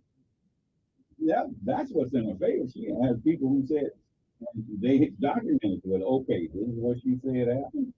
Again, I believe her. And that's right. You believe it because it's Donald Trump. They're going to automatically assume he's guilty before he's guilty. No. He ain't got to prove himself innocent. He told the truth. When you're a star, they let you do it. And they do. Okay, hold on. He said that on the bus himself, right? He did. He told the truth. He told the truth. No. 951 is the legislature. I mean, I don't know why we change the rules 40 years forward. It is. Well, I've never seen anybody in my life persecuted. This man is a political prisoner of the judicial system of America. I've never seen somebody being persecuted like this. Let me ask you this. When you off here, you said you don't have a problem with it. When he said, when you're a star, they let you do something. It's true. No. It is true. Which is when I talk with a woman who had 3 babies by 3 different stars. Yeah. It is true. She does it intentionally. Exactly. That's a gold digger. And she's a gold digger too. Every woman is not a gold digger. I didn't say every woman. Okay. But to act like women do now. But let me ask you this. When E. Jean Carroll said it at first. She lied. She lied. She lied. Okay, she lied. She lied. 40 years ago, every man in America right now ought to be now, here's what I'm saying. Yeah. When he said, when you're a star, they let you do it. Okay. But everyone doesn't want that. We ain't talking about everyone. Okay. E. Jean Carroll made it clear. We're talking about her. That now she's a gold digger trying to get millions of dollars out of the guy. There you go. She's about 80 years 40 years ago. 80 years ago. And she couldn't even remember where it happened at. Yes, she did. Name the story. Do you believe that any American citizen ought to be held hostage for 40 years? That she has no proof ever happened until what comes out of her mouth? What came out of his mouth? He told the truth. It's a truth a crime. It's a truth a crime. And here's what makes it so bad. Now you've got the former call girl saying that he had to go through that. Now she's talking about it. See, you get what I'm saying? If you put yourself in that position, all of these let me ask you this. What do you think about Bill Cosby? You think he did anything? No, I think that woman came up there and grabbed. No, it's 25. Whatever. Well, then they like Bill. Bill had money back in the day, and that's the only thing Bill did. Bill ain't that. What I'm saying is, it's a double standard. Okay, yeah. Bill Cosby is guilty, but I didn't think he was guilty either. Okay. Bill Cosby, the only problem was he got involved with a white woman back in the 70s. All of them were. Yeah, exactly. All of them. What the hell is wrong with him? What's wrong with Shamika? I don't know, but now he's paying for it. Now he's paying for it. I'm just saying, but 40 years is too long. There ought to be a statute of limitations on claim. On claim. No. What's in New York? Somebody's going to come and say, well, so any man in New York right now. No, not any man. Any man that's got money in New York right now ought to be scared. No, you don't. Ought to be scared. No, you don't. Even Anita, whatever her name was, Anita Hill. She's gonna come up. Oh, he said something bad about a but the point is, once you dig the hole, here's what happens. Okay, you're in a hole. Yeah. Okay, don't make the guilt. No, once you're in that hole, you want to get out of the hole. Then you say some other things, and now you got $83 million. He's braggadocious about things. I don't think the guy did. You know what I'm talking about, right? Okay, yeah. You've been convicted, right? In civil court. Of what somebody said. Instead of shutting your mouth, you do the exact same thing that you got before the court. So that's his fault. So now he's probably going to get sued again because right after he put the $91 million up, the next day he said, I don't know the woman, she's this and blah, blah. Oh, goodness, here comes another lawsuit. And what she is all what he said. But it's supposed to be punitive.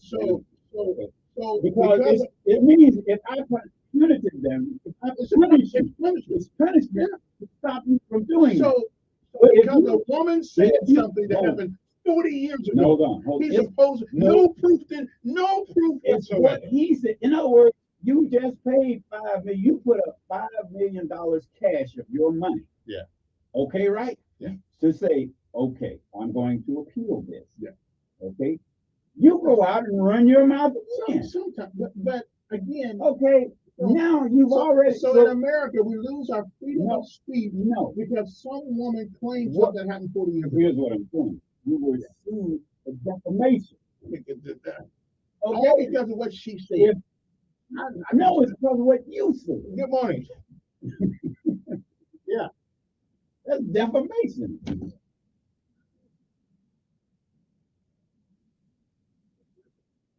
Money. This has got nothing to do with money. This got something to do with rights. No, I believe everything I'm saying. Hey, a woman comes up tomorrow and say wait. A woman comes up tomorrow.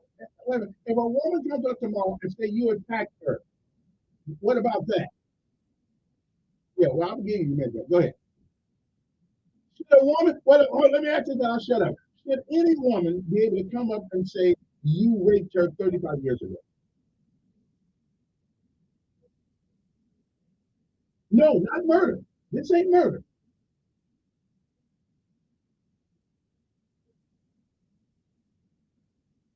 Oh, because you got, and that's the deal right there. That's the deal right there.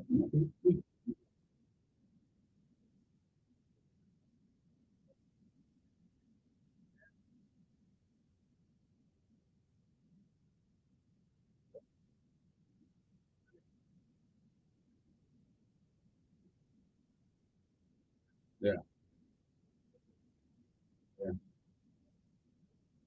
If you did something wrong, sure, but you gotta have proof. There's proof. The proof was he said himself. He just talked. When you're a star, you can do whatever you want.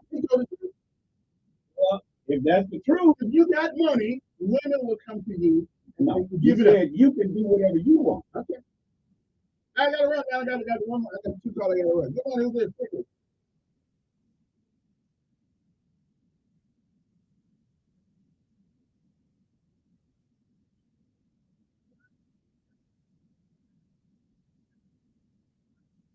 And the judge wasn't there. The judge wasn't there either. I know it did. Yeah. Again, so if okay, one more question. Wait, here's what. Should a woman be able to 40 years from now say you raped her? I gotta run, bro.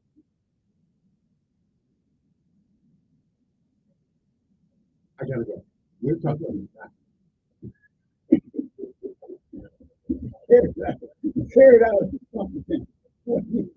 You have That is about every man. Every man cannot be subject to the will of a woman 40 years later. And you're not. Yeah, we are. And all she got still civil. It's still accusing him of doing something she got no proof he did. In other words, let me ask you this. So you think that OJ had to pay in that civil suit? They found him not guilty. They found him not guilty of murder in a criminal court. Right. They found him guilty in a civil court. Where the preponderance of the evidence in a does not have. I think that was wrong. Either innocent or guilty of a charge. In other words, he was not charged in criminal court. But he was charged. He won that. He lost in civil court. He lost in civil court. He lost in civil court. So essentially, it's the same thing. It's the same thing. We don't